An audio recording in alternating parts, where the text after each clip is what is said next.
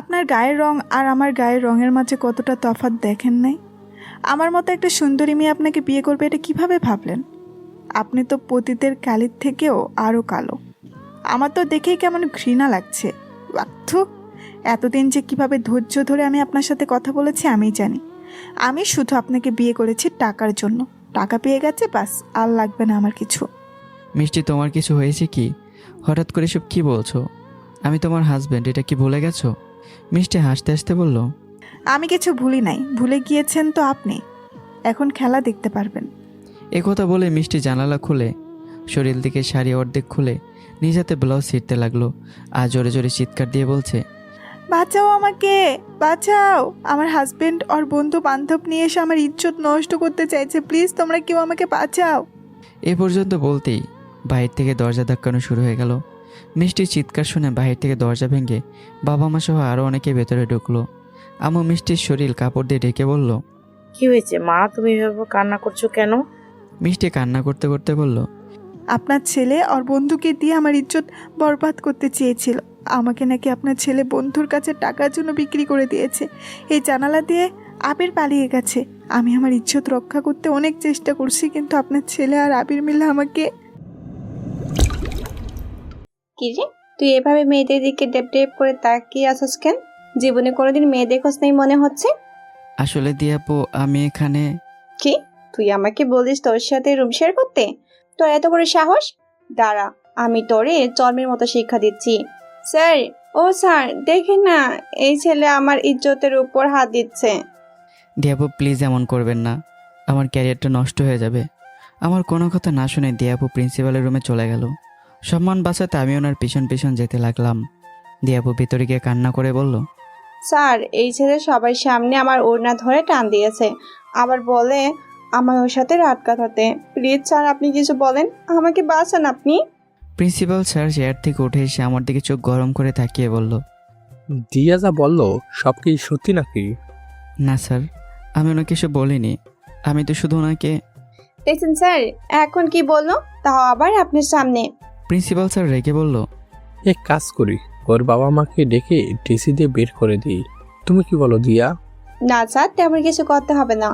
এখন একটু শাস্তি দিয়ে দেন, যেন জন্মের মতো এই কথা আর মনে থাকে। প্রিন্সিপাল স্যার সাথে সাথে বলল, যাও, কলেজের মাঠে গিয়ে কান ধরে দাঁড়িয়ে থাকো। 1 ঘন্টা চলে গেলে তোমার শাস্তি শেষ। এখন যাও, জটপট কাজে লেগে পড়ো। এখন আমি যদি প্রিন্সিপাল স্যারের মুখের ওপর কথা বলি তাহলে হয়তো আমাকে কলেজ থেকে বের করে দেবে। এর থেকে স্যারের কথা মেনে নেই, এটাই আমার জন্য বেটার হবে। স্যারের কথা মতো আমি মাঠের এক কোণায় গিয়ে কান ধরে দাঁড়ালাম। আশেপাশের সকল ছাত্র আমাকে দেখে হাসাহাসি করছে। লজ্জা আমি মাথা নিচু করে নিলাম। এর মাঝে দিয়াপু বলল, কিরে, আমার পিছনে পড়ে থাকার মজা বুঝলি তো? এটা না করলেও পারতেন আপু। আমি তো আপনাকে প্রপোজ করতে আসছিলাম, কিন্তু আপনি আমার সাথে। তুই আবার আমাকে প্রপোজ করবি? আয়নায় গিয়ে আগে নিজের চেহারা ভালো করে দেখে নিবি। আমাকে আপনি পছন্দ করেন না বলে দিবেন, তাই বলে স্যারের কাছে উল্টাপাল্টা কথা বলবেন? তুই আমার সামনে দাঁড়িয়ে কথা বললি, এটাই তোর ভাগ্য। আবার আমাকে প্রপোজ করবি? কালো পান্ডা কোথাকার। আপু, কার কপালে কী লেখা আছে তা কেউ জানে না। হতেও পারে আমি আপনার থেকে অনেক সুন্দর একটা মেয়ে বিয়ে করবো। দিয়ে আপু হু হু করে হাসতে হাসতেই বলল, তাই নাকি? মাটিতে থেকে আকাশ ছোঁয়ার স্বপ্ন দেখিস? অহংকার পতনের মূল, জানেন তো? তুই অহংকারী কাকে বলিস? যদি আমার ভিতরে অহংকার থাকতো তাহলে শহরের নামি দামি কলেজ রেখে আমি এখানে পড়তে আসতাম না। তোরা গ্রামের খ্যাত দেখলে ঘৃণা করে। আমাকে আপু বলবি না, আজ থেকে আমাকে ম্যাডাম বলবি। এটা ঠিক যে দিয়াপু প্রতিদিন শহর থেকে এখানে আসেন।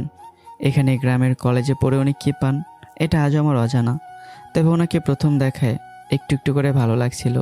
এই জন্য ভাবলাম আজকে প্রপোজ করব। কিন্তু প্রপোজ করার আগে যা করলো, বাবা! কান ছেড়ে দিয়ে আমি এবার বললাম, আমরা গ্রামের মানুষ ঠিক আছে, এই জন্য হয়তো আপু আপনি বেঁচে গেলেন। আমার জায়গায় যদি অন্য কেউ থাকতো আর তার সামনে এই কথাগুলো বলতেন, তাহলে এই মিথ্যা কথাগুলো সত্যি করে দিত।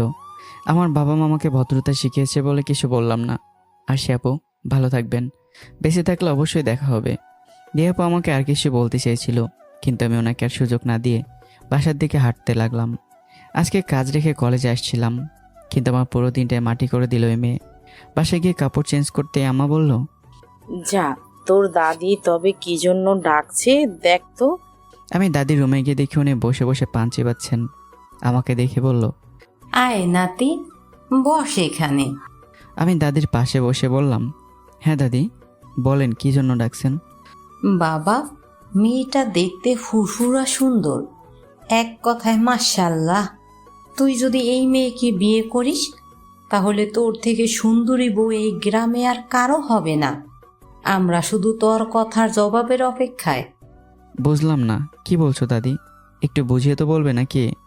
নাতি, তোর এখন বিয়ের বয়স হয়েছে, এজন্য আমরা আজকে তোর জন্য মেয়ে দেখছি।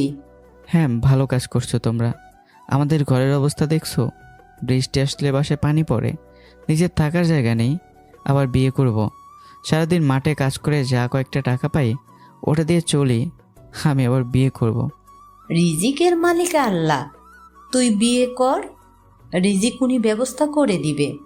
বিয়ের কথা মাথা থেকে জেরে ফেলে দাও, বুঝলে দাদি? আমি ওদের বাসায় যাওয়ার পর মেয়েটা আমাকে কি সুন্দর মায়াবী ভাষায় দাদি বলে ডাকছিল। দুধের চেয়েও ফসাই মেয়ে, তুই বিয়ে করে নে, দেখবি ঠকবি না। বিয়ের কথা বলবে না দাদি, আমি এসব করতে পারবো না। আম্মা দরজা ঠেলে ভেতরে ঢুকে বলল, কি কথা হচ্ছে আমার ছেলেকে নিয়ে? আম্মা দেখো না, বুড়ি পাগল হয়ে গেছে, কী সব বলে উল্টাপাল্টা। মেয়েটা ভালো সুন্দর আছে, এমন একটা মেয়ে পাওয়া ভাগ্যের বিষয়।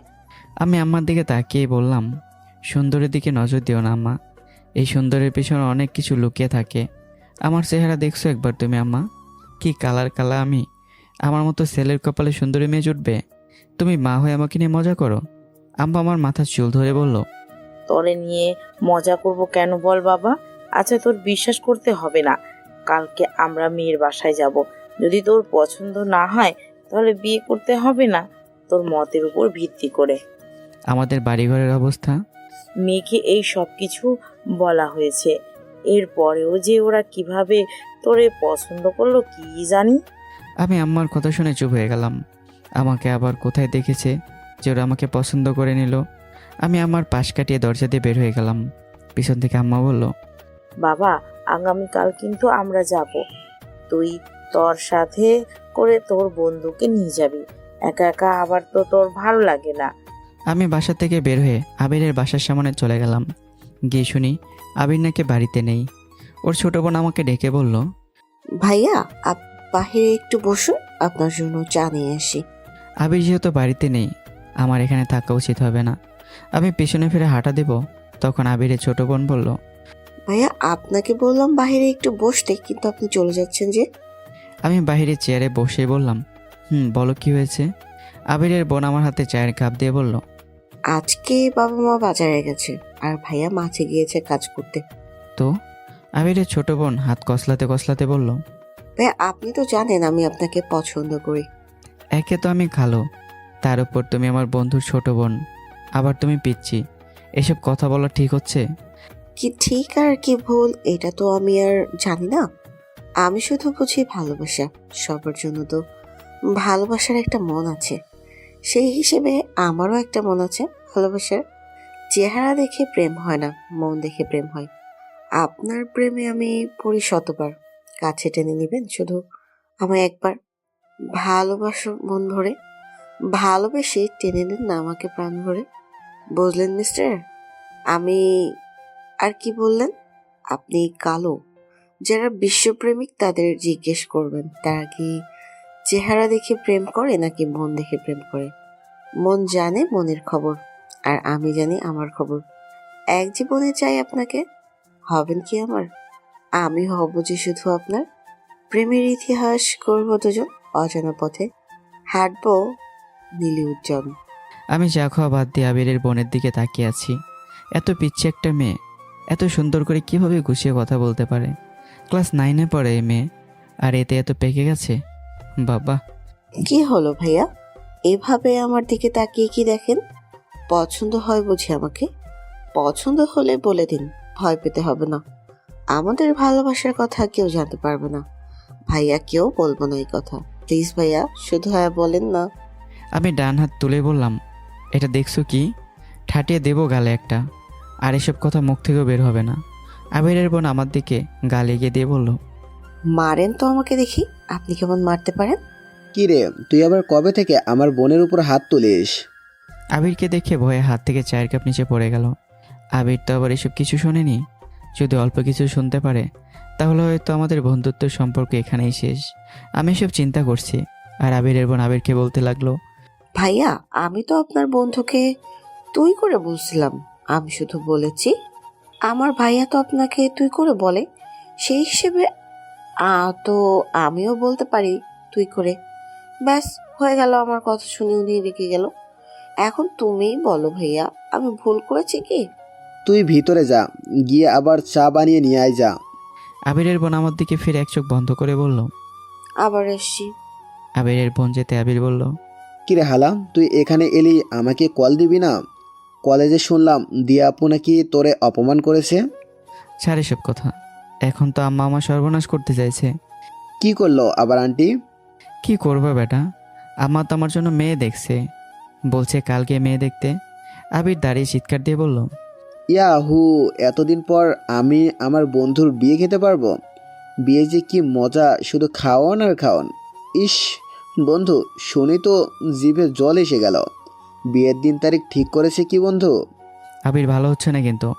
আমি মরছি আমার চিন্তায়। না আছে ঘর, না আছে বাড়ি, না আছে টাকা পয়সা। বউ নিয়ে থাকবো কোথায় বল আমি? আরে মামা, বিয়ে হলে দেখবি সব কিছু ঠিকঠাক হয়ে গেছে। মেয়ে দেখতে শুনতে কেমন? দাদির মুখ থেকে শুনলাম মেয়ে নাকি দেখতে ফুটফুটি সুন্দরী। আমাকে দেখে নাকি পছন্দ হয়েছে। এখন তুই বল, আমার মতো কালো ছেলের কাছে কে মেয়ে বিয়ে দেবে? নিজেকে কালো বলে মন খারাপ করিস না। এখন কথা হলো, তুই আগে গিয়ে মেয়ে দেখ, যদি পছন্দ হয় তো। আবিরের বোন এসে আমাদের সামনে চায়ের কাপ রেখে বলল, ভাইয়া, আপনার মতো কালো ছেলেকে বিয়ে করে যে কে নিজের জীবন নষ্ট করবে? অবশ্য আমি হলে। আমি আবিরের বোনের কথা শুনে কাশতে শুরু করলাম। এই মেয়ে দেখি এখন আমার 12টা বাজিয়ে দেবে। কিরে তুই এসব কি বলিস? হঠাৎ আজকে তোর কি হলো? সরি বল ওকে। আরে আবির থাক না, ছোট মানুষ, মন যাই চাইছে তাই বলে ফেলেছে। আবির চা হাতে নিয়ে বলল, তো কি করবি বন্ধু এখন তুই? আমি জানি না আমি এখন কি করব, তুই বল। আমি নিচ থেকে চায়ের কাপ হাতে নিয়ে চুমুক দিতে আমার চোখ বড় বড় হয়ে গেল। আমার মনে হয় আবিরের বাসায় যত মরিচ ছিল সব এখানে দেওয়া হয়েছে। আমি চায়ের কাপটা দূরে রেখে আবিরের বোনকে বললাম, তুমি আবিরের বোন মানে আমারও ছোট বোন। ইচ্ছে ছিল তোমার গালে 2টা দেই, কিন্তু কি আর করব, ছোট বোন তুমি। কিরে মামা, কি হয়েছে? আমি আবিরের হাতে চা দিয়ে বললাম, খেয়ে দেখ। আবিরের হাতে চা দেওয়ার আগে আবিরের বোন চায়ের কাপটা ফেলে দিয়ে বলল, সরি ভাইয়া, আমি তো আপনার সাথে মজা করেছি, কিন্তু আপনি যে এত রেগে যাবেন আমি জানতাম না। সরি। এ কথা বলে চায়ের কাপগুলো নিয়ে আবিরের বোন ভেতরে চলে গেল। আবির একটু সন্দেহবাচক দৃষ্টিতে আমার দিকে তাকিয়ে বলল, কিরে মামা, কাহিনী কি? তোর বোন মজা করে চায়ের সাথে মরিচের গুঁড়া মিশিয়ে দিয়েছে, খেলে হয়তো এখানেই আমি। আবির হাসতে হাসতে বলল, ও আচ্ছা এই কথা, চল এখন দোকানে গিয়ে আড্ডা দেই। হ্যাঁ তাই চল বরং। দোকানে গিয়ে বসতে আবির বলল, দেখ যদি মেয়ে পছন্দ হয় তাহলে বিয়ে করে নে। বিয়ের চিন্তা পরে কর, আগে আমাকে বুদ্ধি দে কিভাবে বিয়ে ভাঙাতে পারি। এমন চিন্তা মাথায় আনবি না মামা, যদি এমন কিছু করিস তাহলে কিন্তু আমি আন্টিকে বলে দিব। বুঝি না তুই আমার বন্ধু না শত্রু। আবিরের সাথে কিছুক্ষণ আড্ডা দিয়ে বাসায় চলে গেলাম। আজকে আর কাজে যেতে পারিনি।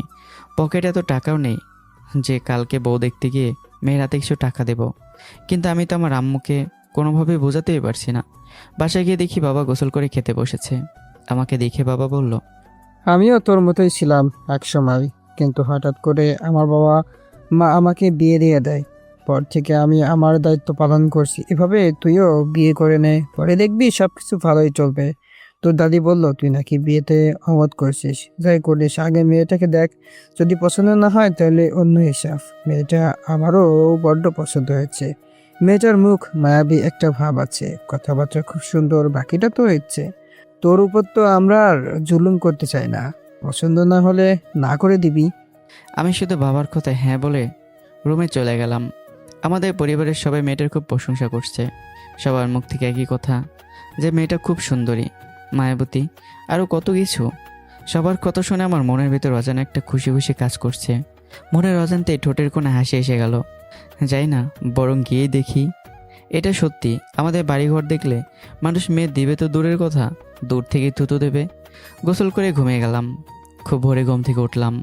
পুরাতন কাপড় পরে কাজের উদ্দেশ্যে বাসা থেকে বের হব, এই জন্য রুম থেকে বের হলাম। পেছন থেকে তখন আম্মা বলল, কিরে বাবা, এত সকাল সকাল আবার কোথায় যাস? কই আবার কাজে যাই। কেন, কিছু বলবে আম্মা? কালকে তোর দাদি তোরে কি বলছিল মনে নাই তোর? আমি গেলে আর কি হবে, তোমরা গিয়ে বউ পছন্দ করে আসো, পরে চিন্তা না হয় পরে করব। এত চিন্তার কোনো কারণ নাই, আজকে আর কাজ যেতে হবে না। যা গোসল করে রেডি হয়ে নে, আমরা কিছুক্ষণ পর বের হব। আমি আচ্ছা বলে আবার রুমে চলে গেলাম। ভাবছিলাম বিয়েটা কোনোভাবে আটকাতে পারলেই হয়, কিন্তু আম্মা যা শুরু করছে এতে এবার বিয়েটা হয়ে যাবে। রোমেনকে আবিরকে কল দিলাম। আবির ফোন রিসিভ করে বলল, দিলি তো সকাল সকাল আমার ঘুমটা নষ্ট করে। এখন কি হয়েছে তাই বল। তোরে কালকে আমি বলে আসিনি যে আজকে আমি বউ দেখতে যাব? বউ দেখতে যাবি তো যা, ভালো কথা, এতে আমাকে বিরক্ত করে কি লাভ? 1 ঘন্টার ভিতরে রেডি হয়ে আমার বাসায় থাকবি। ওই শোন শোন, আমি আবিরের কথা না শুনে কলটা কেটে দিলাম। আম্মার কথা মতো নতুন জামা কাপড় পরে রেডি হলাম। আজকে আমি আমার বউ দেখতে যাচ্ছি। ভেতরে আলাদা একটা ফিলিংস কাজ করছে, যা বলে বোঝানো সম্ভব না। সবাই মিলে বাসা থেকে বেরোতেই আবির চলে আসলো। আগে থেকে বাবা অটো ভাড়া করে রেখেছে। আবির আর আমি সামনে বসলাম। আমি নতুন জামাইয়ের মতো চুপচাপ বসে আছি, মুখে কোনো কথা নেই। কেমন যেন লজ্জা লজ্জা লাগছে আজকে। ফোনের রিংটনের শব্দে আমার ধ্যান ভাঙলো। ফোন রিসিভ করতেই ওপাশ থেকে কান্না মিশ্রিত কণ্ঠে আওয়াজ আসলো। আমার কি অপরাধ ছিল ভাইয়া? আমি আপনার বন্ধুর বোন বলে আমাকে ইগনোর করেন, নাকি আমি পিচ্ছি বলে আমাকে ইগনোর করেন? মানুষ তো তৈরি করেছে ওপরওয়ালা, তিনি সবাইকে একটা করে মন দিয়েছেন। আমি তো কখনোই বলি নাই আপনি কালো। আপনি মানুষটা খুব ভালো, আপনার মন একদম ফ্রেশ, এই জন্য আপনাকে পছন্দ করি। আর আপনি আজকে বউ দেখতে যাচ্ছেন, আমাকে একবার এই কথা বলার প্রয়োজন মনে করেন নাই? জানেন তো আমার মনটা খুব পিচ্ছি, যদি আমার সাথে উল্টাপাল্টা কিছু হয় তাহলে আমি বিষ খেয়ে নিব, বলে দিলাম। আবিরের বোনের কথা শুনে আমার মুখ থেকে হাসি উড়ে গেল। আব্বাহলা, এ কি বলে? এ মেয়ে পাগল হয়েছে নাকি? যদি আবির এসবের কিছু শুনতে পায় তাহলে আমার সম্পর্কে কি ভাববে? ওপাশ থেকে আবার বলল, কি হলো ভাইয়া, উত্তর দিচ্ছেন না যে? খুব বিজি নাকি? আমি পালিয়ে আমার আম্মুর নাম্বার থেকে কল দিলাম, কিছু বলবেন নাকি? আমি আস্তে করে বললাম, ফোন রাখো কেমন, পরে কথা হবে তোমার সাথে, এখন আমি এক জায়গায় যাচ্ছি। বউ দেখতে যাচ্ছেন তাই তো? ঠিক আছে, আমিও একটা কাগজে সুন্দর করে লিখবো, আমার মৃত্যুর জন্য ভাইয়ার বন্ধু দায়ী। আমি ওকে ভালোবাসি, কিন্তু আমার ভালোবাসা মেনে নিল না, এই জন্য শেষে কোনো উপায় না পেয়ে আমি বিষ খেয়েছি। আমি ভয়ে ফোনটা কেটে দিয়ে একেবারে বন্ধ করে দিলাম। আবিরের বোন যে থ্রেড দেয় আমাকে, ভয়ে তো আমার কলিজার পানি শুকিয়ে গেল। কিরে মামা, এত চিন্তিত লাগছে কেন? আর এত বাতাসের মাঝেও তোর কপাল থেকে ঘাম পড়ছে, কিছু হয়েছে কি মামা? আমি মাথা বাঁকিয়ে বললাম, না তেমন কিছু হয়নি। এর মাঝে বাবা বলল, গাড়ি রাখেন, আমরা চলে আসছি। বাবার কথা শুনে আমার বুকের ভেতর ভূমিকম্প সৃষ্টি হতে লাগলো। একটু পর বুঝি আমার ওই মেয়ের সাথে দেখা হবে। ভয়ের মাঝে খুশি খুশি লাগছে। বাবার পেছন পেছন ভেতরে চলে গেলাম। ভেতরে যাওয়ার পর আমাদের সবাইকে চেয়ারে বসতে দেওয়া হলো। বুঝিনি তো, গ্রাম এলাকা, এখানে তো আর সোফা নেই। চেয়ারে বসতে একজন মুরব্বী লোক প্রশ্ন করলো, জামাইকে তো চিনলাম না। আমার আব্বা আমাকে দেখিয়ে বলল। এ হলো আমার ছেলে। আমি মুরব্বী চাচাকে সালাম দিলাম। আবির আমাকে চিমটি দিয়ে বলল, কি মামা, জামাই জামাই একটা ভাব চলে আসে না ভিতরে? তোর রাখ তো তোর কথা, দেখি কি হয়। মেয়ে বেশি সুন্দর হলে আমি বিয়ে করব না। আমি এমনি কালো মানুষ, এজন্য আমি আমার মতো কাউকে বিয়ে করব।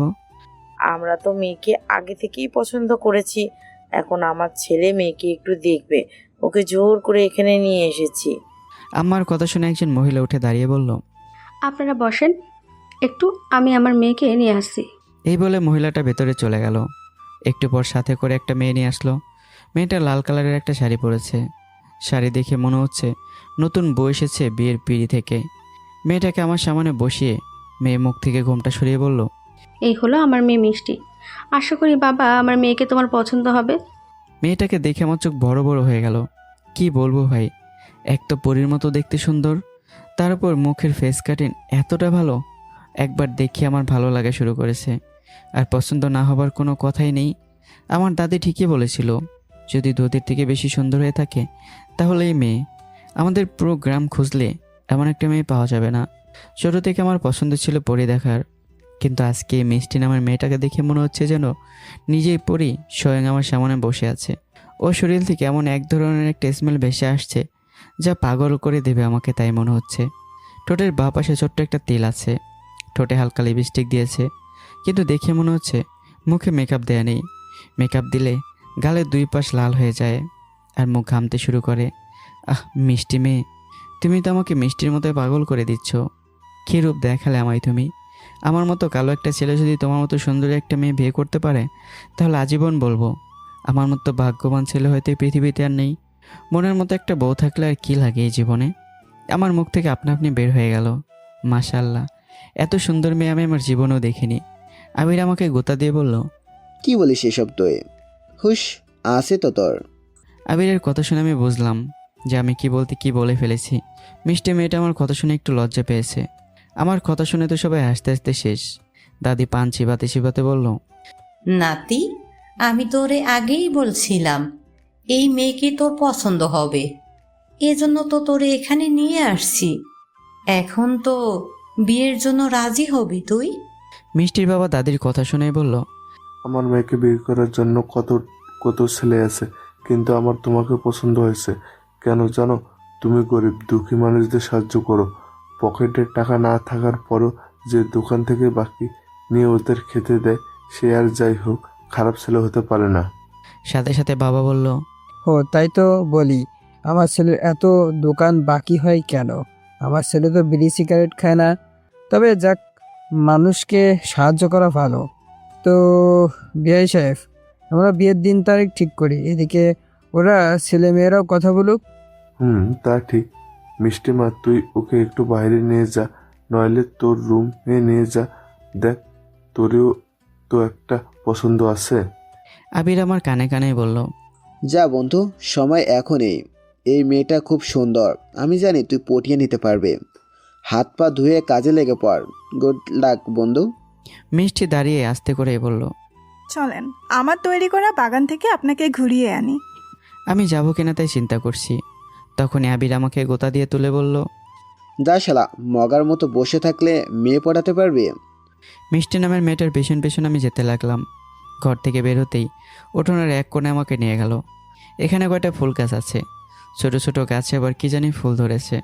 মেয়েটা আগ বাড়িয়ে বলল, নামটা তো মনে হয় জানা হয়ে গেল। আমার সম্পর্কে আরও কিছু জানার থাকলে বলতে পারেন। আপনার সম্পর্কে আমি আগেই সকল তথ্য নিয়ে নিচ্ছি আপনার দাদির কাছ থেকে। মনে মনে বললাম, এই দাদিও না, অচেনা কারো কাছে আমার তথ্য দিতে হবে কেন? কি হলো মিস্টার, কোনো কথা বলছেন না যে? না মানে আসলে দেখে তো মনে হয় না এর আগে কোনো মেয়ের সাথে কথা বলছেন। না বলিনি তো, এই জন্য একটু নার্ভাস লাগছে। নার্ভাস লাগার কোনো কারণ নেই, এখানে তো শুধু আপনি আর আমি। যা বলার মন খুলে বলে ফেলুন, আমি হাসতে হাসতে উত্তর দেব। আমার একটা কথা ছিল, যদি কিছু মনে না করেন। ও মায়া, ও মায়া, আমি আবার কিতা মনে করতাম। যা বলার মন প্রাণ দিল খুলে বলে ফেলান। আমার মতো কালো ছেলেকে বিয়ে করার সিদ্ধান্ত নিলেন যে? আপনি এত সুন্দর, তার উপরে আমি এতটা কালো। বিয়ের পর মানুষ দেখলে কি বলবে আমাদের? আমার প্রশ্নটা শুনে মিষ্টি আমার দিকে ফিরে তাকালো। আমার দিকে ফিরে ঠোঁট বাঁকা করে হাসি দিয়ে বলল, এই যে আপনি কথা বলছেন, আমিও কথা বলছি। এর মাঝে শুধু সুরের চেঞ্জ। আপনার মনের ভেতরের রং কি আমি বলতে পারবো না, আবার আমারটাও আপনি বলতে পারবেন না। মোট কথা হলো, মন তো সবার আছে। কষ্ট পেলে আপনিও যেমন অনুভব করেন, আমিও ঠিক তেমন করি। আর আমার মতো শত শত সুন্দরী মেয়েদের পতিতাপল্লীতে পাবেন যারা দেহ ব্যবসা করে। তাহলে এই চেহারার কোনো দাম আছে কন? এখন বলেন, চেহারা দেয়া সব কিছু হয় নাকি মন দেয়া হয়? আপনি কালো, আমি সুন্দর, এটা কোনো বিষয় না। বড় কথা হলো আপনার মনটা ভালো, এই জন্য আপনাকে আমার পছন্দ হয়েছে। চেহারার তুলনা কখনোই করবেন না, ঠিক আছে? মিষ্টির কথা শুনে আমি মুগ্ধ হয়ে গেলাম। ও চেহারা যত সুন্দর, তার থেকে বেশি সুন্দর মিষ্টির মুখের কথাগুলো। এই, আপনি বউ দেখতে এসেও কোনো কথা বলছেন না কেন? কি আর বলবো বলো, তোমার কথা শুনে আমি মুগ্ধ হয়ে গেছি। তোমার চেহারার মতোই তোমার কথাগুলো সুন্দর। সবাই যদি তোমার মতো চিন্তা করতো তাহলে আজকে যে মেয়েরা সরকারি চাকরি করে তারা বেকার একটা ছেলেকে বিয়ে করে প্রতিষ্ঠিত করতো। এই পৃথিবীতে নিয়ম খুব অদ্ভুত। যে বড় লোক সে বড় লোক কাউকে খোঁজে, দিন শেষে একটা পার্থক্য থেকেই যায়, যে ধনী গরিবের মাঝে অনেক বড় ব্যবধান। কে কি করলো না করলো আমি তা দেখে কি করব? আমি কি করলাম এটাই আমি দেখব। এখন বলেন, আমাকে আপনার পছন্দ হয়েছে? এই কথাটা যদি আমি আপনাকে বলি, মিষ্টি আবারও ঠোঁট বাঁকা করে বলল, তাহলে আমি এক কথাই হ্যাঁ বলবো। আমার বয়স হয়তো এত বেশি না, কিন্তু আল্লাহ পাক আমাকে বুদ্ধি দিয়েছে। যদি চেহারা দিয়ে কিছু হতো তাহলে তো পতিতা। এসব কথা বলো না। রোজা রমজানের দিন দোয়া করো যেন আল্লাহ সবাইকে ভালো করে দেয়। মিষ্টিমা, হয়েছে তোদের? হলে ভিতরে আয়। মিষ্টি আর বাবার কণ্ঠ শুনে বলল, বাবা ডাক দিয়েছেন, যেতে হবে। বললেন না যে আমাকে আপনার পছন্দ হয়েছে কিনা? কিছু কিছু কথা আছে যেগুলো বলা যায় না, চোখের ভাষায় বুঝে নিতে হয়। আমি শুধু এতটুকুই বলবো যে আপনার মতো ভালো মনের একজন মানুষকে যদি আমি না করি তাহলে খুব বড় সুযোগ আমি হাতছাড়া করব। মিষ্টি হাসতে হাসতে বাসার ভেতর ঢুকে গেল। আমি উঠোনের এক কোনায় দাঁড়িয়ে আকাশের দিকে তাকিয়ে বললাম, তোমার খেলা বোঝা বড় দায়। ফকিরকে বাচ্চা বানাও আর বাচ্চাকে ফকির। আমি আজকে যা পেয়েছি হাজার হাজার শুক্রিয়া জানাই তোমার কাছে। মিষ্টির গাছ থেকে একটা ফুল ছিঁড়ে ঘরের ভেতরে গেলাম। ভেতরে যেতেই দাদি আমার হাতে ফুল দেখে বলল, বাবা, ভালোই তো, একজন আরেকটাকে হুপুস করে ফেলেছে। আর আমি বললে বলিস না বিয়ে করব না। দাদি, এটা হুপুস না, প্রপোজ হবে। ওই এক কথাই হলো, বাংলা আর ভাঙ্গারি একই। আমি দাদির কথা শুনে লজ্জায় মাথা নিচু করে আবিরের পাশে গিয়ে বসলাম।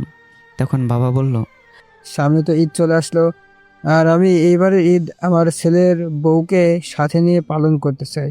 এজন্য আমরা এই শুক্রবারে বিয়ে ঠিক করছি। কি বলিস তুই? আমি শুধু বললাম, বাবা, বিয়েটা একটু দেরিতে হলে ভালো হয় না?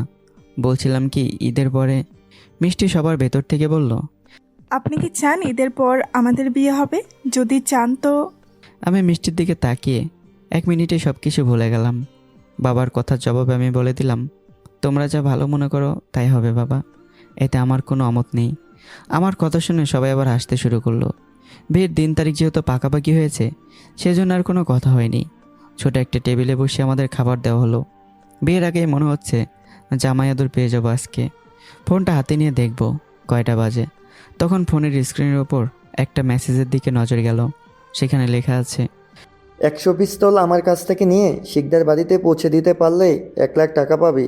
আর একটা বড় অফার পাবি, সেখানে এই পিস্তল পৌঁছাতে গিয়ে যদি তোর সামনে কেউ দাঁড়ায় তাকে মেরে ফেলবি। সব কিছু আমি দেখে নিব, মামলা হলেও কিছু হবে না। তুই শুধু আমার কাজটা করে দে। আমি জানি এটা শুধু তোর দ্বারাই সম্ভব।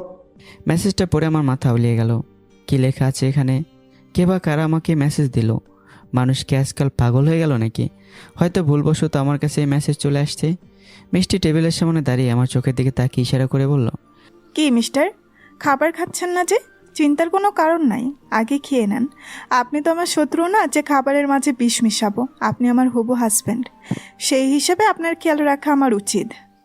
নাকি আপনি চান বিয়ের আগেই আমি আপনাকে খাইয়ে দেই? আমি লজ্জায় মাথা নিচু করে দিলাম। আচ্ছা, মিষ্টিকে আমাকে আগে কোথাও দেখেছে? আমার মতো কালো ছেড়ে বিয়ে করে মিষ্টি কী এমন পাবে, এটাই তো বুঝছি না। হালকা করে কিছু খেয়ে উঠে গেলাম। আমার বাবা খাবার টেবিল থেকে দাঁড়িয়ে বলল, এখন আমাদের যেতে হবে, বাসায় গিয়ে আবার বিয়ের জিনিসপত্র কিনতে হবে। বিয়েটাও তো খুব কাছে চলে আসছে। যান, ফোনে তো কথা হবেই। সবাই বাসা থেকে বের হয়ে যাচ্ছে, তবে আমার মনের ভেতর একটা জিনিস ঘুরপাক খাচ্ছে। যদি কোনো মতে মিষ্টির ফোন নাম্বার পেতে পারি, এত সুন্দর ভাষায় কথা বলে, বিয়ের পর কথা হবে সেটা আলাদা হিসাব। তবে এখন যদি ফোন নাম্বারটা পেতাম তাহলে হয়তো একটু কথা বলতে পারতাম। ঘর থেকে বের হয়ে উঠানে চলে গেলাম। তখন মিষ্টি সবার সামনে বলে ফেললো, আশেপাশে তাকিয়ে আর দেখতে হবে না, আমি আপনার মনের কথাগুলো একটু হলেও বুঝতে পারছি। আমার ফোন নাম্বার চাই তাই তো? বাসায় যান, আমি আপনাকে কল দিব। দাদি আমার পিঠে চিমটি দিয়ে বলল, আগে বিয়ে করবে না, এখন আবার ফোন নম্বর চাই। আমার ছেলেটাকে আর লজ্জা দিয়ে না আপনারা। দেখেন না, এমনিতেই ও কতটা লজ্জা পেয়েছে। লজ্জায় গাল একেবারে লাল হয়ে গেছে। আমি নিজের সম্মান বাঁচাতে তাড়াতাড়ি হেঁটে গাড়ির সামনে চলে গেলাম। বউ দেখতে আসছি নাকি সম্মানের 12টা বাজাতে এসেছি কে জানে। লজ্জায় মিষ্টির সাথে একটু ভালো করে কথা পর্যন্ত বলতে পারলাম না। আমি আর আবির সামনে বসে পড়লাম। বাবা গাড়িতে বসে বলল, চিন্তামুক্ত হলাম এখন আমি। ভাবছিলাম ছেলেটা মেয়েটাকে পছন্দ করবে না, কিন্তু যাই হোক পছন্দ হয়েছে। আরও কত কি বলেছে বাবা একা একা। মাঝ রাস্তায় আমি আর আবির গাড়ি থেকে নেমে গেলাম। রাস্তার এক পাশে দাঁড়িয়ে দুজন মিলে সিগারেট খাচ্ছি। তখন আবির বলল, যাই বলিস না কেন মামা, এই মেয়ে বিয়ে করলে তোর জীবনে আলাদা একটা মানসিক শান্তি চলে আসবে। বাইরে আমরা যতই না কষ্ট করি, কিন্তু যদি আমাদের ভিতরে কোনো মানসিক শান্তি না থাকে, তাহলে কাজ করে আমরা শান্তি পাবো না। তোর আর নেতিবাচক কথা বলতে হবে না, চল বাসায় যাই। আরে বাসায় গিয়ে কী করব? আজকের দিনে যেহেতু সুযোগ পেয়েছি, চল কোথাও থেকে ঘুরে আসি। তাই চল বরং। আবিরের সাথে ঘুরতে বের হয়ে গেলাম। এদিক ওদিক ঘুরতে ঘুরতে বিকেল হয়ে গেল। আবিরকে বিদায় দিয়ে বাসায় চলে এলাম। বাসায় এসেই শুনি বাবা বসে বসে বিয়ের পরিকল্পনা করছে। বিয়ের জন্য হলেও তো কিছু টাকা লাগবে, কিন্তু এত টাকা পাবো কই? পকেটের যা অবস্থা। আমি সোজা রুমে চলে এলাম। বিছানার উপর পা তুলে বসতেই আবিরের কল এলো। আমি ফোন রিসিভ করে বললাম, মাত্র না তোর সাথেই ছিলাম, এখন আবার কল দিলি কেন? মামা, আমার বোন হঠাৎ করে একটু অসুস্থ হয়ে গেছে, বুঝতেছি না কি করব। তুই একটু তাড়াতাড়ি আয় তো। এই বলে আবির কল কেটে দিল। ক্ষণিকের ভেতরে আমার আবারও সেই আগের কথাগুলো মনে পড়ে গেল। আবিরের বোন বলেছিল, যদি আপনি বিয়ে করেন তাহলে কিন্তু আমি উল্টাপাল্টা কিছু করে ফেলবো। যাই গিয়ে দেখি ওই মেয়ে আবার কি করেছে। আমি আবারও বাসা থেকে বের হয়ে আবিরের বাসার দিকে রওনা দিলাম। অল্প কিছুক্ষণের ভেতরেই ওদের বাসায় চলে গেলাম। ভেতরে যাব, তখন ভেতর থেকে একটা আওয়াজ আসলো। আদিবা, তুই এখনও পিছিয়ে? কারোর জন্য হাত কেটে ফেলা এটা কি কিন্তু ঠিক না। এই বয়সে প্রেম ভালোবাসা একটু হয়ে থাকে, তাই বলে হাত কাটতে হবে? আবিরের বোন আদিবা আমার জন্য হাত কেটেছে। যাশাল্লাহ, এটা কোনো কথা? আমি ভেতরে গিয়ে দেখি আবিরের বোনকে বকাঝকা করছে। আঙ্কেল আর আন্টি চুপ করে বসে আছে। আমাকে দেখে আবির বলল, দেখ তো বন্ধু, কি কারবার করেছে এই মেয়ে। মন চাইছে তো ওর মাথা ফাটিয়ে ফেলে। আরে ভাই বাদ দে তো, পিচ্ছি মেয়ে আবেগে কন্ট্রোল করতে পারেনি, তাই এমন করেছে। যা, আমি বুঝিয়ে বলবো না। আদিবা আর এমন করবে না, ঠিক আছে? এখন ভেতরে যাও। আদিবা আমার কথা শুনে চুপচাপ মাথা নিচু করে ভেতরে চলে গেল। কোনো মতে আমি এখানকার পরিস্থিতি সামলে নিলাম। রাতে আবির বলল, আমাদের বাসায় আজকে থেকে যা বন্ধু, রাত তো হয়ে গেছে। আবিরের কথা মতো আমি ওদের বাসায় থাকার সিদ্ধান্ত নিলাম। রাতে খেয়ে আবির আর আমি শুয়ে পড়লাম। আবির এক পাশে শুয়ে বলল, বুঝলি মামা, দুদিন পর তোর সাথে থাকবে বউ, আর আমাদের সাথে কোলবালিশ। এই কষ্ট কারে কই? আন্টিকে বলবো নাকি রে? না ভাই, আমি এত তাড়াতাড়ি বিয়ে করতে চাই না। ফোনের টুংটাং শব্দে ফোনটা হাতে নিলাম। ফেসবুক থেকে কে যেন মেসেজ করেছে আমাকে। মেসেঞ্জারে ঢুকে দেখি অচেনা একটা আইডি থেকে মেসেজ করেছে, কিন্তু মেসেজগুলো দেখে বুঝে ফেললাম এটা আবিরের বোন আদিবা। আমি মেসেজে লিখলাম, এই তুমি ফোন পেলে কার কাছে? মেসেজে রিপ্লাই আসলো, এটা আমার আম্মুর ফোন। জানেন, আমি আপনার বিয়ের কথা শুনে হাত কেটেছি। আমার জন্য আপনার কি একটু দয়া হয় না? যদি আমি সত্যি সত্যি মরে গেলে কি হবে? হয়তো আমি কয়েকদিন জেলে থাকবো। তোমার ভাইয়ের সাথে আমার বন্ধুত্ব নষ্ট হয়ে যাবে। তো কি হয়েছে? পরে তো সব কিছু ঠিক হবে। আমার সোজা কথা শোনো, তুমি আমার বোনের মতো। আমি তোমাকে আমার ছোট বোন মনে করি। সো উল্টাপাল্টা কিছু করো না। ভাইয়া এভাবে বলতে পারলেন? আমি রাগের ইমোজি দিয়ে বললাম, যা মন চায় তাই করো। পাগলামো করলে তোরই ক্ষতি হবে, আমার কি? ফালতু মেয়ে। তোর বয়সে আমরা ল্যাংটা হয়ে ঘুরতাম, আর তুই এখন ছি ছি।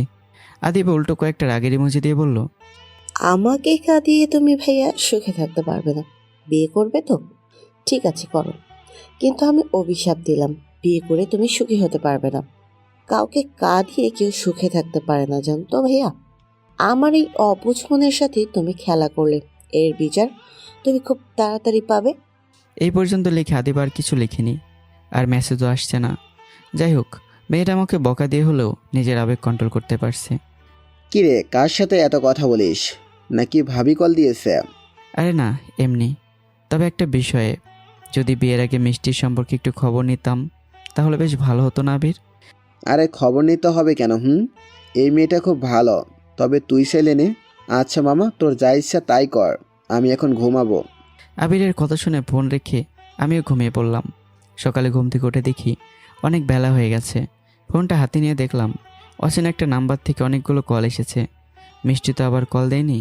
আমি কল ব্যাক করতেই ওপাশ থেকে সুরেলি কণ্ঠে আওয়াজ করে বলল, কি খবর সাহেব? ঘুম ভাঙলো তাহলে? রাতে আপনাকে এতগুলো কল দিলাম কিন্তু একটা কলও তো আর রিসিভ করেন নাই। আর বলো না, আজকে একটু আগেই ঘুমিয়ে গিয়েছিলাম। যাই হোক, এখন বলেন কেমন আছেন? শরীর স্বাস্থ্য মন ভালো আছে তো? মোটামুটি ভালো আছি। আপনি কেমন আছেন? আমি আছি, তবে কেউ একজন পাশে থাকলে অনেক ভালো হতো। কেমন যেন নিজেকে শূন্য শূন্য মনে হয়। এই তো আর কয়েকটা দিন অপেক্ষা করেন ম্যাডাম, আপনার মনের আশাগুলো সব পূরণ হয়ে যাবে। মিষ্টির সাথে কতক্ষণ কথা বললাম জানি না, কথা শেষ হতে আবির বলল, প্রেম ভালোবাসা শেষ হলে ফ্রেশ হয়ে নে, আমি কাজে গেলাম, খেয়ে বের হবে। আমি আর বসে না থেকে ফ্রেশ হয়ে নিলাম। হালকা পাতলা কিছু খেয়ে আবিরের বাসা থেকে বের হলাম। অপেক্ষা করতে করতে সেই কাঙ্ক্ষিত দিনটা এসে গেল। আজকে সকাল থেকে আমাদের পরিবারের সবাই খুব বিজি। সবাই শুধু এটাই বলছে যে আমি এত সুন্দর বউ কোথায় পেলাম। যাই হোক, আমার মতো কালো একজন ছেলের কপালে এত সুন্দর একটা বউ জুটবে কে আশা করেছিল। আমি আমার রুমে জামাইয়ের জামা কাপড় পরে রেডি হচ্ছি। ঠিক এই মুহূর্তেই আদিবা আমার রুমের ভেতর প্রবেশ করলো। আমি আদিবার দিকে তাকিয়ে বললাম, কি বিচ্ছি, কিছু বলবে? আদিবা আমার মুখের দিকে তাকিয়ে বলল, আপনি এতটা পাষাণ কিভাবে হলেন? আপনার ভেতরে কি একটু কষ্ট, দয়া মায়া নাই? শেষবারের মতো আপনার কাছে আসলাম। দেখো পিচ্ছি, আবেগ দিয়ে দুনিয়া চলে না, বুঝলে? আবির, আবির কই তুই? আবির ভেতরে ঢুকে বলল, বল মামা, কি হয়েছে? আমার পকেটে তো এখন টাকা নাই, তুই আদিবাকে চকলেট কিনে দিত। বেচারি চকলেট না পেয়ে কান্না করছে। আদিবা আমার কথা শুনে সত্যি সত্যি কান্না করে রুম থেকে বের হয়ে গেল। পিচ্ছি মেয়ে, এত কিছু বোঝে না। ওর কথা না হয় বাদ দিলাম। বাসার সবাই রেডি হয়ে নতুন বোয়ানোর উদ্দেশ্যে রওনা দিলাম। এখান থেকে আমার শ্বশুরবাড়ি অতটাও দূরে না, এজন্য খুব তাড়াতাড়ি ওদের বাসার সামনে চলে গেলাম। আমাকে নিয়ে বিয়ের পিড়িতে বসানো হলো। নিজের কাছে কেমন যেন একটু লজ্জা লজ্জা লাগছে। জীবনে এর প্রথম বিয়ে করতে আসছি, লজ্জা তো লাগতেই পারে। ধীরে ধীরে বিয়েবাড়ির কাজ শুরু হলো। অল্প কিছুক্ষণের ভেতরে কাজী আবার চলে আসলো। কাজী আসার একটু পরেই মিষ্টিকে বউ সাজিয়ে আমার পাশে বসানো হলো। আমি আর মুখ দেখতে পাচ্ছি না, মিষ্টির মুখ শাড়ির আঁচল দিয়ে ঢাকা। ওর সাথে এখন যে কথা বলবো সেই সাহসটুকু আমার নেই। এজন্য ভাবলাম বিয়ের পর না হয় একসাথে কথা বলবো। কাজী আমাদের সামনে এসে আমাদের বিয়ে পড়ানো শুরু করতে লাগলো। কবুল বলার আগেই কাজী যখন বলল দেনমোহর 10 লক্ষ টাকা, তখন তো আমার পায়ের রক্ত মাথায় উঠে গেল। আমি তো আর কথা বলতে পারবো না। এজন্য আবিরকে বললাম, আবির, দেনমোহর এত কেন জিজ্ঞাসা কর। আমার কথা মতো আবির সবার দিকে প্রশ্ন ছুড়ে মারল। আর ঠিক তখন আমার শ্বশুরমশাই বলল, দেড় 10 লাখ কেন, 10 কোটি হলো তো আমি মনে করি আমার কোনো সমস্যা হবে না। তুমি তো আর আমার মেয়েকে ডিভোর্স দেবে না। বিয়ের আগে এসব বলা খুব খারাপ। আমি শুধু তোমাকে বোঝানোর জন্য বললাম। আবিরকে দিয়ে কোনো কাজ হবে না, এজন্য আমিই বললাম, বেয়াদবি মাফ করবেন, আমি আপনার কথা মানলাম। 10 লাখের জায়গায় 10 কোটি দেবেন। যদি এমন হতো তাহলে বিয়ের পর তো সব মেয়েরা তার স্বামীকে কানে ধরে ঘোরাতো। এজন্য আমি বলছি কি। মিষ্টি আমার হাতে স্পর্শ করে বলল, আমাকে বিশ্বাস হয় না আপনার? যদি বিশ্বাস হয় তাহলে বিয়েটা করেন। আমি তো শুধু আপনার মন দেখেছি, তাহলে আপনি কেন অমত পোষণ করছেন? বাবা আমার দিকে এগিয়ে এসে বলল, সংসার করবি তুই আর বৌমা? আমি জানি মিষ্টি মা কতটা ভালো, কিছুই হবে না, আমি আছি না। সবাই যেহেতু বলছে আমি আর না করব কেন, এজন্য আমিও কিছু না ভেবে রাজি হয়ে গেলাম। 3 কবুল বলে আমি মিষ্টিকে বিয়ে করে নিলাম। আমার মতো কালো একটা ছেলে সুন্দরী মেয়েকে বিয়ে করবে, এটাই তো আমি জানতাম না। বিয়ের পালা শেষ হতেই বাড়ির উদ্দেশ্যে রওনা দেব, এজন্য সব কিছু মিটমাট করতে লাগলাম। পাশ থেকে একটা কথা আমার কানে আসছে। কথাটা ছিল এমন, টাকার জন্য লেখাপড়া করতে পারছে না, আর এই টাকার জন্য কাউকে বিয়ে করে তার জীবনটা নষ্ট করার কোনো মানে আছে? মেয়েদের মন বোঝা বড়ই কঠিন। আমি এই কথার আগামতে কিছুই বুঝলাম না। হঠাৎ করে একটা ছেলে এসে বলল, দুলা ভাই, আপনি কেমন আছেন? আমি হাসি মুখে বললাম, জি ভালো আছি, তুমি ভালো আছো তো? মেয়েটা জোরে চিৎকার দিয়ে বলল, কি আপনি কালো? এটা কি সবাইকে বলতে হবে? আমি বলছি আপনি ভালো আছেন তো? ছেলেটার কথা শুনে আশেপাশে সবাই আমার দিকে তাকিয়ে দেখতে লাগলো। বিষয়টা অবশ্য লজ্জাজনক। আবির আমার পাশ থেকে বলল, কি রে ভাই, তুই কি কানে কম শুনিস? আমার বন্ধু বলল ও ভালো আছে। ছেলেটা আবারও বলল, কি আপনিও কালো? সব কালোর বংশধর? এর মাঝে একটা মেয়ে এসে বলল, দুলাভাই, ওর কানে একটু সমস্যা আছে, কম শুনে তো, এজন্য একটা বললে আরেকটা শুনে। আর ও হলো আপনার একমাত্র শালা, মিষ্টি আপুর শেষে তো ভাই। আমি মনে মনে বললাম, একটা মাত্র আমার শালা? তাও নাকি আবার কানে কম শুনে। মিষ্টিকে কোলে করে গাড়িতে নিয়ে বসালাম। তবে আশ্চর্যের বিষয়, মিষ্টি কোনো কান্না করছে না। ওর চোখে এক ফোঁটাও পানি নেই। কত দেখলাম নতুন নতুন মেয়েদের বিয়ে হলে কান্না করতে করতে বেহুশ হয়ে যায়, কিন্তু এই মেয়ে তো একটু কান্না করছে না। গাড়ি তার আপন গতিতে চলতে লাগলো। মিষ্টির সাথে কতগুলো মেয়ে এসেছে, ওদের থেকে একটা মেয়ে বলল, জানেন তো দুলাভাই, আমার আপু মেডিকেলের ছাত্রী। আপনার ভাগ্য ভালো যে আমার আপুর মতো একজন বউ পেয়েছেন। একথা বলে মেয়েটা হুক করে উঠল। আমি স্পষ্টভাবে দেখতে পাচ্ছি মিষ্টি মেয়েটার হাতে জোরে চিমটি দিয়েছে। কাহিনীতে আমি কিছুই বুঝছি না। গাড়ির ভেতরে বসে থাকতে খুব গরম লাগছে। হঠাৎ করে গাড়ি কিছু একটার সাথে লেগে আটকে গেল। রাস্তার সামনে কয়েকটা ছেলে দাঁড়িয়ে গাড়ি আটকে ধরেছে। বাবা নেমে ওদের সামন থেকে সরতে বলল, কিন্তু ওরা নাকি আমার সাথে কথা বলতে চায়। গরমে মিষ্টির অবস্থা খুব খারাপ হয়ে যাচ্ছে। এই জন্য আমি গাড়ি থেকে নেমে বললাম, বাবা তুমি ভেতরে যাও, বিষয়টা আমি দেখছি। আমার সাথে আবিরও নেমে বলল, মামা, ছেলে পেলেদের আসতে বলবো কি? না, এসব কিছু দরকার নেই, চল গিয়ে দেখি কি বলে। আমি গাড়ির ওপরে টুপিটা রেখে ওদের সামনে গেলাম। গিয়ে বললাম, কি চাই ভাই আপনাদের? একটা ছেলে হাত দিয়ে ইশারা করে আবিরকে বলল, তুমি এখান থেকে যাও, আমরা ওর সাথে একান্ত কথা বলতে চাই। আবিরকে আমি ইশারা করে বললাম, যা তুই এখান থেকে, দেখি ওরা কি বলে। আবির আমার কথা মতো দূরে চলে গেল। আবির যেতে একটা ছেলে আমার দিকে হাত বাড়িয়ে বলল, আমি রাসেল, মাঝ রাস্তায় তোমার গাড়ি আটকানোর জন্য সরি। সেদিন আমি তোমাকে এই মেসেজটা করেছিলাম। এখন বলো, তুমি কি রাজি? পাগল হয়েছেন ভাই? আমি গরিবের ঘরের সন্তান, আমি খুন খারাপি করব? আমার দ্বারা এসব হবে না। ছেলেটা আমার ঘাড়ে হাত রেখে বলল, 3 দিন আগে একটা দর্শনকারী খুন হয়েছে। অন্ধকারে কেউ কিছু দেখতে না পেলেও আমি ঠিকই দেখেছি। আশা করি আর বলতে হবে না। তোমার জন্য এই অফারটা 3 দিন থাকবে, চিন্তা করে দেখো। যত টাকা চাও তাই দেব। নতুন বিয়ে করলে বিবাহ জীবন উপভোগ কর। আসি কেমন? এই তোরা সবাই চল, যাই এখন। এই কথা বলেই ছেলেগুলো চলে গেল। আবির আমার কাছে এসে বলল, তোরে কি মারার হুমকি দিয়েছে বন্ধু নাকি? না, তেমন কিছু বলেনি। আগে বাসায় যাই, পরে সব কিছু বলছি। গাড়িতে বসতেই বাবাও একই কথা জিজ্ঞাসা করলো, কিন্তু উত্তরে আমি চুপ ছিলাম। যদি অন্ধকারের আড়ালে আমার রহস্য বের হয়ে যায়, তাহলে মানুষ আমার মুখে থুথু দেবে। মিষ্টি আমার হাত চেপে ধরে আছে। মিষ্টি হতে ভাবছে ওরা আমাকে মারতে এখানে আসছে। নতুন বউ, আমার কিছু হয়ে গেলে চিন্তা করবে। বাসায় যাওয়ার পর সবাই নতুন বউ নিয়ে বিজি হয়ে গেল। আমার দিকে কারো কোনো খেয়ালই নেই। ভাইয়া, বিষ খাবে? বিষ দিব কি? মাত্র একটা শুভ কাজ সেরে আসছি, যাও, বিরক্ত করো না তো। গোপন একটা কথা কি জানেন? আজকে রাতে বড় একটা ঝামেলা হবে, তখন আমার কথা মিলিয়ে নেবেন, ঠিক আছে? আদিবা নাচতে নাচতে চলে গেল। ধীরে ধীরে রাত হতে লাগলো। রাতে আম্মা আমাকে ডেকে খাবার জন্য বলল।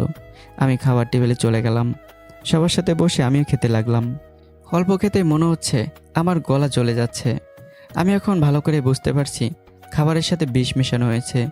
এটা যে আদিবার কাজ আমি খুব ভালো করেই বুঝে নিয়েছি।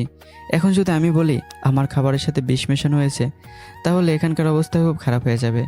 আমি খাবারই আবিরকে বললাম, আবির তাড়াতাড়ি বাইরে চল, জরুরি একটা দরকার আছে। মামাম, আগে খেতে দে, আর একটু পর তোর বাসর রাত, বাইরে গিয়ে তুই কি করবি? আমার অবস্থা ধীরে ধীরে খারাপ হয়ে যাচ্ছে। আমি আবিরের কলার ধরে বললাম, তাড়াতাড়ি বাইরে চল বলছি। আবিরকে নিয়ে বাড়ির ভেতর থেকে বেরোতে আবির বলল, কিরে মামা, কি এমন হয়েছে? আমাকে নিয়ে তাড়াতাড়ি হাসপাতালে চল, আমার খাবারে বিষ মেশানো ছিল। কি বলিস এসব? আমি আর কিছু বলতে পারিনি। আবিরের উপর পুরো ভর দিয়ে শুধু বললাম, কাউকে কিছু বলার দরকার নেই, তুই তাড়াতাড়ি আমাকে নিয়ে হাসপাতালে যা। আমার কথা মতো আবির আমাকে নিয়ে হাসপাতালে চলে আসলো। দীর্ঘ 1 ঘন্টা পর আমি বিপদমুক্ত হলাম। এইদিকে আবার বাড়ি থেকে একটার পর একটা কল আসছে। আবির ভেতরে এসে আমার পাশে বসে বলল, কে হতে পারে যে তোর খাবারের সাথে বিষ মিশিয়েছে? আমি নিজেও জানি না, তবে এসব কথা কাউকে বলার দরকার নেই। রাত অনেক হয়ে গেছে, মিষ্টি হয়তো আমার জন্য অপেক্ষা করছে। চল বাসায় যাওয়া যাক। তোর তো শরীর খারাপ এই অবস্থায়। আমি না গেলে সবাই আমাকে নিয়ে টেনশন করবে। চল বাসায় যাই। হাসপাতাল থেকে আবারও আবিরকে নিয়ে বাসার দিকে রওনা দিলাম। রাস্তায় শুধু একটা কথায় মাথায় ঘুরপাক খাচ্ছে, যে আবিরের বোন আমার সাথে এমন করলো কেন? ভেবেছিলাম আদিবার হয়তো আমার উপর রাগ ছিল, তাই বলে আমার খাবারে বিষ মেশাবে। বাসায় যেতেই আম্মুর বকাঝকা শুনতে হলো। এত রাত হয়ে গেল, আমি নতুন বউ রেখে বাইরে কী করি? আমার প্রশ্নের উত্তর দিয়ে আমি আমার রুমের দিকে যেতে লাগলাম।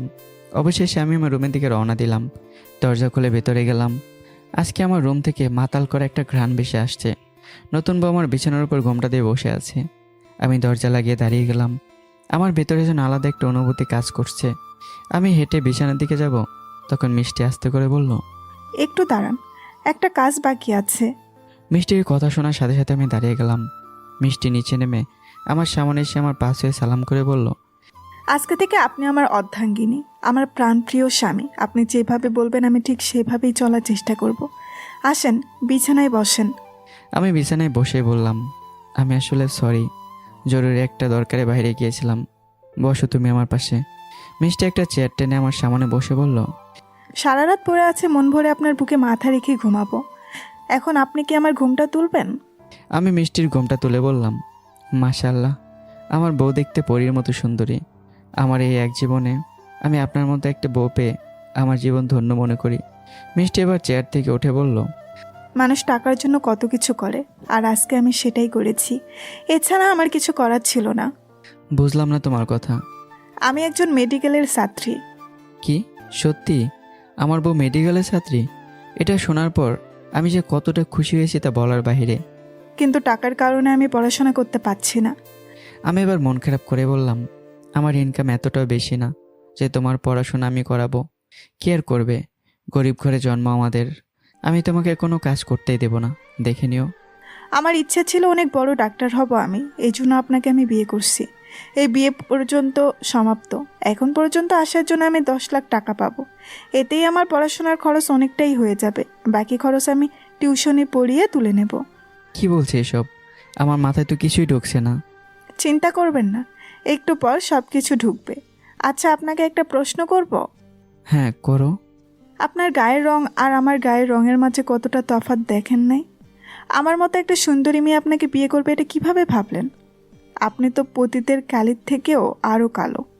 আমার তো দেখেই কেমন ঘৃণা লাগছে। বাথু, এতদিন যে কিভাবে ধৈর্য ধরে আমি আপনার সাথে কথা বলেছি আমি জানি। আমি শুধু আপনাকে বিয়ে করেছি টাকার জন্য। টাকা পেয়ে গেছে, বাস, আর লাগবে না আমার কিছু। মিষ্টি, তোমার কিছু হয়েছে কি? হঠাৎ করে সব কি বলছো? আমি তোমার হাজবেন্ড, এটা কি ভুলে গেছো? মিষ্টি হাসতে হাসতে বলল, আমি কিছু ভুলি নাই, ভুলে গিয়েছেন তো আপনি। এখন খেলা দেখতে পারবেন। একথা বলে মিষ্টি জানালা খুলে শরীর থেকে শাড়ি অর্ধেক খুলে নিজ হাতে ব্লাউজ ছিঁড়তে লাগলো আর জোরে জোরে চিৎকার দিয়ে বলছে, বাঁচাও আমাকে, বাঁচাও। আমার হাজবেন্ড আর বন্ধু বান্ধব নিয়ে এসে আমার ইজ্জত নষ্ট করতে চাইছে। প্লিজ তোমরা কেউ আমাকে বাঁচাও।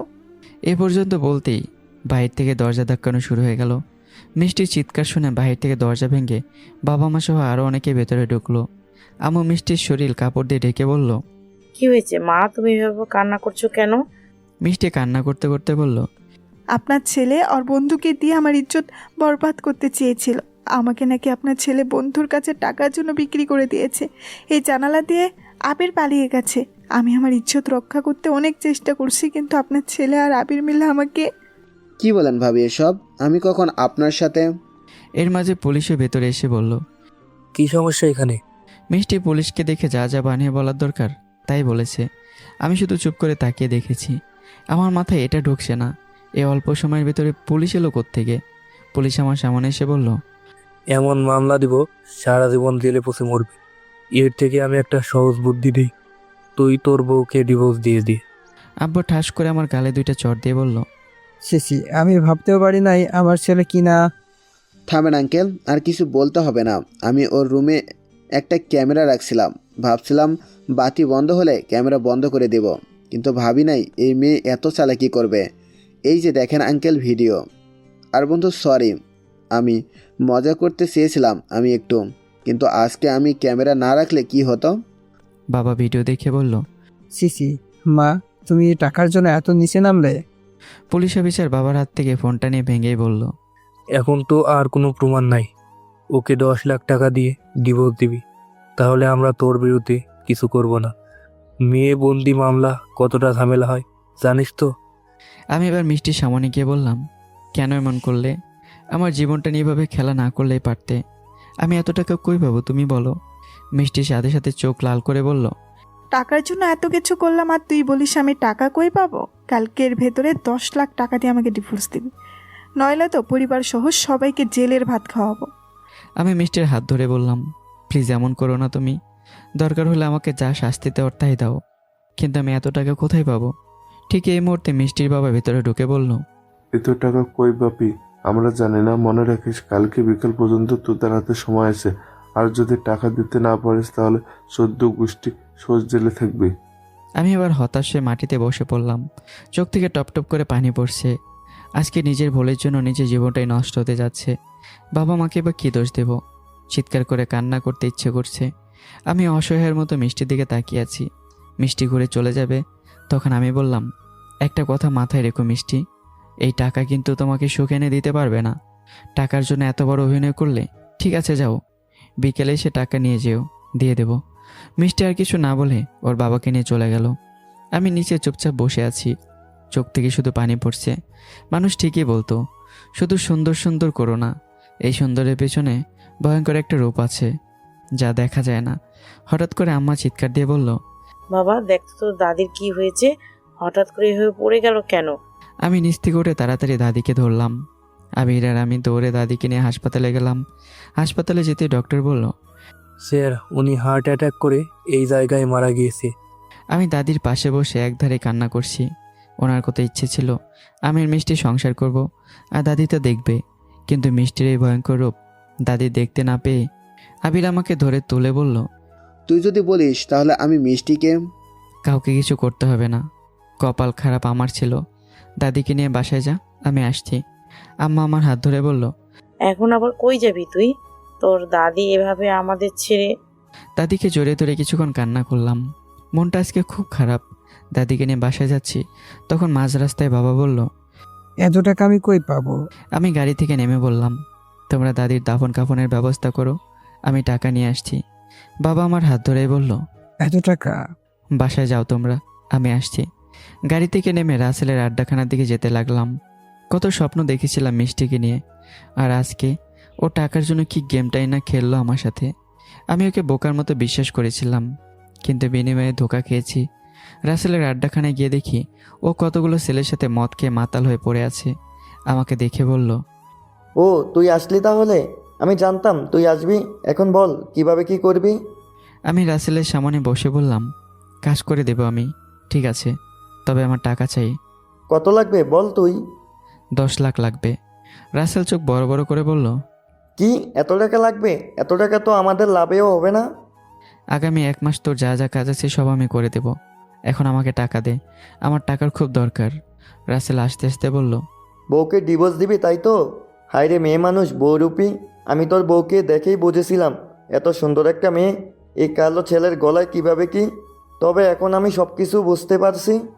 দেখেন ভাই, আজকে মনটা আমার খুব খারাপ, ঝামেলা করতে চাইছি না আমি। রাসেল আমার সামনে একটা পিস্তল রেখে বলল, এটা রাখ, তোর কাজে আসবে। কালকে বিকেলে কাজে লেগে পড়বি। যখন আমার দরকার হয় তখন তোরে বলবো, চলে আসবি। আর আমার টাকা যতক্ষণ পর্যন্ত পরিশোধ না হবে ততক্ষণ পর্যন্ত আমার হাত থেকে রেয়াই নাই, জানিস তো? যদি উল্টাপাল্টা কিছু করিস তাহলে জায়গায় গুলি করে মারবো। ওর টাকা নিয়ে আয় তো। রাসেলের কথা মতো একটা ছেলে আমার হাতে একটা ব্যাগ দিল। আমি উঠে চলে যাব, তখন পেছন থেকে রাসেল বলল, আমি কি বললাম মাথায় আছে তো? মনে রাখিস আমার কথাগুলা। রাতের আধারে হেঁটে হেঁটে বাড়িতে চলে গেলাম। বাড়ির ভেতর থেকে আম্মার কান্নার আওয়াজ ভেসে আসছে। আমাকে ভেতরে ঢুকতে দেখে বাবা বলল, কই গেছিলি তুই? এই তো বাবা, গিয়েছিলাম এক জায়গায়। এই নাও, এখানে 10 লাখ টাকা আছে, কাগজপত্র রেডি করো, আমি ওকে ডিভোর্স দিয়ে দেব। বাবা আমার দিকে চোখ রাঙিয়ে বলল, এত টাকা তুই কই পেলি? এত কিছু জানার তোমার দরকার নেই, যেটা করতে বললাম সেটাই করো। আমার কথা শুনে কেউ কিছু বলল না। আমি টাকাগুলো বাবার কাছে দিয়ে ভেতরে চলে গেলাম। আমার পেছন পেছন আবির এসে বলল, কিরে হঠাৎ করে এত টাকা তুই কই পেলি? যেই জীবনের কোনো দাম নেই সেই জীবন দিয়ে কোনো দরকার আছে বল? বাবার মতো তুইও একই প্রশ্ন করিস না। তবে তোরে ধন্যবাদ জানাই রুমে ক্যামেরা রাখার জন্য। ধন্যবাদ দিতে হবে না, ভাবছিলাম কি আর হলো কি, সব হলো কপাল না রে। সকালে কোর্টে চলে যাব। মিষ্টিকে দেখে মনে হয়েছিল খুব মায়াবী, কিন্তু ওর মনের ভেতরে যে এত কিছু লুকিয়েছিল তা আমি জানতাম না। টাকার জন্য একটা মানুষ কতটা নিচে নামতে পারে। আমাদের সমাজে এরকম কিছু মানুষ আছে যারা সেম মিষ্টির মতোই। কি আর করবি, ভাগ্যে যা লেখা ছিল তাই হয়েছে। আদিবে ভেতরে ঢুকে বলল, জানিস তো ভাইয়া, কাউকে কাঁদিয়ে কেউ সুখে থাকতে পারে না। আমিও বলেছিলাম, কিন্তু আমার কোনো কথা শুনে নাই। এখন দেখলি তো আমার অভিশাপ কাজে লেগেছে। ভেবেছিলাম হয়তো মারা যাবে, কিন্তু মরে নাই, বেঁচে গেছে হতচ্ছাড়া। আমি আদিবের দিকে তাকিয়ে বললাম, তুই জানতে চেয়েছিলি না আমার খাবারে কে বিষ মিশিয়েছে? সেটা তোর বোন আদিবা। আমার মুখ থেকে সরাসরি আদিবা এই কথা শুনে ভয়ে জড়সড় হয়ে গেল। আবির আমার কথায় হেসে উড়িয়ে দিয়ে বলল, বন্ধু, তোর একটা জিনিস আমার খুব পছন্দ, সেটা হলো শত কষ্টের মাঝেও তুই মজা করিস। তোর দাদির লাশ। আমি আর এই বিষয়ে কিছু বললাম না। বিছানা থেকে উঠে বললাম, রাতে দাদির জানাজার ব্যবস্থা করব, চল। দাদির দাফন সম্পন্ন করতে করতে রাত 3টার মতো বেজে গেল। এজন্য রুমে এসে দিলাম এক ঘুমে সকাল হয়ে গেল। সকালে ঘুম থেকে উঠে রেডি হতে লাগলাম। এখন বাবাকে নিয়ে সরাসরি কোর্টে যাব। রুম থেকে বেরোতেই বাবা বলল, জানি না কোন মুখে বলবো যে আমাদের মাফ করে দিস। আজকে তোর কথা শুনে যদি এই বিষয় নিয়ে আর কোনো কথা বলতে চাই না বাবা, এসব প্রসঙ্গ বাদ দাও। আমার কপালে যা আছে তাই হয়েছে, এতে আমি কাউকে দোষ দেই না। চলো যাওয়া যাক। বাসা থেকে বের হয়ে অটো নিয়ে কোর্টের দিকে যেতে লাগলাম। মাঝ রাস্তায় আবিরকেও নিয়ে গেলাম। কোর্টে গিয়ে দেখি আগে থেকে মিষ্টি আর ওর বাবা দাঁড়িয়ে আছে। ওদের পিছনে সেই পুলিশটাও দাঁড়িয়ে আছে। আমি মুচকি একটা হাসি দিয়ে ভেতরে চলে গেলাম। ভেতরে গিয়ে সব কিছু ওকে করে ডিভোর্স পেপারে সাইন করলাম। সাইন করতে না করতেই মিষ্টির বাবা বলল, আমাদের টাকা? বাবা মিষ্টির বাবার হাতে টাকা দিয়ে বলল, জীবনের এই প্রথম দেখলাম টাকার জন্য বাবা তার মেয়ের জীবন নষ্ট করে দিতে পারে। তবে একটা কথা জেনে রাখবেন, মেয়েদের বিয়ে একবারই হয়, বেশি কথা বলবো না, যেতে পারেন আপনারা। আমি দাঁড়িয়ে বললাম, শেষবারের মতো আমি একটু আমার বউয়ের সাথে কথা বলতে পারি? আমার মুখ থেকে বউ ডাকটা শুনে মিষ্টির বাবা চোখ লাল করে বলল, বউ কিসের? হ্যাঁ, এখন তোর সাথে আমার মেয়ের কোনো সম্পর্ক নেই। আমি মিষ্টির দিকে তাকিয়ে বললাম, শেষে একটা রিকোয়েস্ট করছি, 5 মিনিট কথা বলতে পারি আপনার সাথে? মিষ্টির বাবা মিষ্টিকে টেনে নিয়ে যাবে, তখন মিষ্টি বলল, বাবা 5 মিনিট তো, দেখি কি বলে। আর এখন ও এখানে আমার কোনো ক্ষতি করতে পারবে না। পুলিশ অফিসার আমাদের সাহায্য করেছে, ওকে 1 লাখ টাকা দিয়ে দাও। আর আপনি চলেন, শুনি কি বলতে চান। পাগল হলি কি তুই? যে মেয়ে তোরে এত অপমান করছে তার সাথে? এই নিয়ে তোর সাথে পরে কথা বলবো। আমি মিষ্টির পেছন পেছন বের হতে হতে বললাম, একবার আপনার পেছনে বের হয়েছিলাম বিয়ে করতে গিয়ে, আর আজকে ডিভোর্সের পর। নিয়তির কি বড় খেলা। আপনি কি এসব কথা বলতে এখানে নিয়ে এসেছেন আমাকে? আমার বন্ধু ছোট বোন আমাকে ভালোবাসে, আমাকে বিয়ে করতে চেয়েছিল, কিন্তু আমি তোমাকে বিয়ে করব বলে না করেছিলাম। অবশ্য ওর বয়সের তুলনায়ও পিচ্ছি, কিন্তু সেই পিচ্ছি মেয়ে রেগে কান্না করে আমাকে অভিশাপ দিয়ে বলেছিল, ভাই আপনি বিবাহিত জীবনে কখনো সুখী হতে পারবেন না, বাসরাতে আপনার বউ চলে যাবে। আর আজকে দেখো, ওর অভিশাপ আমাকে এ পর্যন্ত নিয়ে এসেছে। আমি শুধু এটাই বলবো, বিনা কারণে আমার 10 লাখ টাকা যে নিয়েছে, তার শরীর যেন জ্বলন্ত আগুনে পুড়ে যায়। কাউকে কাঁদিয়ে কেউ সুখী হতে পারে না। কখনো কি শুনেছেন শকুনের দোয়ায় গরু মরে? আমার মন চাইছিল কি জানিস, তোরে ধরে তখন। এই তুই করে কাকে বলিস? বেশি কিছু বললে থানায় ঢুকিয়ে দেব, মাথায় রাখিস। আমি একটা মেয়ে, আমি চিৎকার দিলে সবাই তোরে মারতে শুরু করবে। ঘড়ির কাঁটা কখনো এক জায়গায় থেমে থাকে না। মনে রাখিস, এই দিনটা আমার একদিন আসবে, তোরে আমার দেখার আছে। শুয়োরের বাচ্চা, জুতা খুলে মারবো।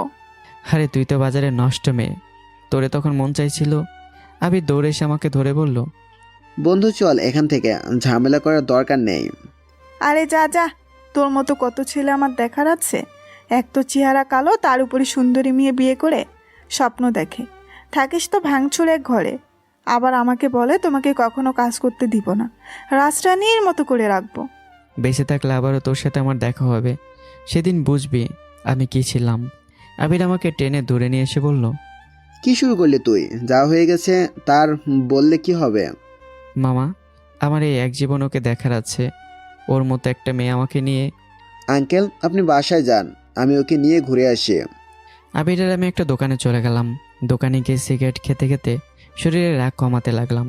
আবির সিগারেট খেতে খেতে বলল, বুঝলি মামা, মেয়েদের তেজ বকাঝকা করে বা মেরে কমাতে পারবি না, কায়দায় আটকিয়ে কমাতে হবে। তো এখন কি করবি ভাবলি? সামনে ফায়ার সার্ভিসের একটা নিয়োগ আছে, দেখি কি হয়, দোয়া করি যেন হয়ে যায়। তুইও চল। না মামা, আমার এসব চাকরি করতে ভালো লাগে না, তুই যা দেখ কি হয়। তবে আমার দোয়া সবসময় তোর সাথে আছে। সিগারেট খাওয়া শেষ করে আমি বললাম, বন্ধু আমাকে এখন কাজে যেতে হবে।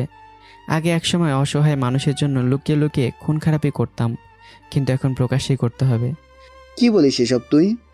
বুঝবি না তুই। 10 লাখ টাকা কিভাবে আমাকে দিয়ে দিল রাসেল, রাসেলের সব কাজ আমার করে দিতে হবে। সেদিনের সেই ছেলেগুলোকে আবিরকে আর কিছু বলতে না দিয়ে আমি আমার গন্তব্যের দিকে যেতে লাগলাম। আমার এখন নিত্যদিনের কাজ হয়ে গেছে রাসেলকে সাহায্য করা। ভেবেছিলাম ফায়ার সার্ভিসে চাকরি হবে না, কিন্তু কপাল ভালো ছিল, চাকরিও পেয়ে গেলাম। রাসেলকে 1 মাস কাজ করে দিয়ে বললাম আমাকে যেন আর বিরক্ত না করে, আমাকে যেন আমার চাকরি করতে দেয়। কিন্তু ও আমাকে বলে দিয়েছে মাঝে মাঝে ওর কাজে সাহায্য করতে হবে, নইলে আমার বিরুদ্ধে উল্টাপাল্টা কিছু করবে বলে হুমকিও দিয়েছে। বিপদে পড়েছি শুধু আমি। আমার চাকরি হয়েছে বলে আমার বাবা মা বেশ খুশি। বাবা মাকে বাসায় রেখে ট্রেনিংয়ের উদ্দেশ্যে রওনা দিলাম।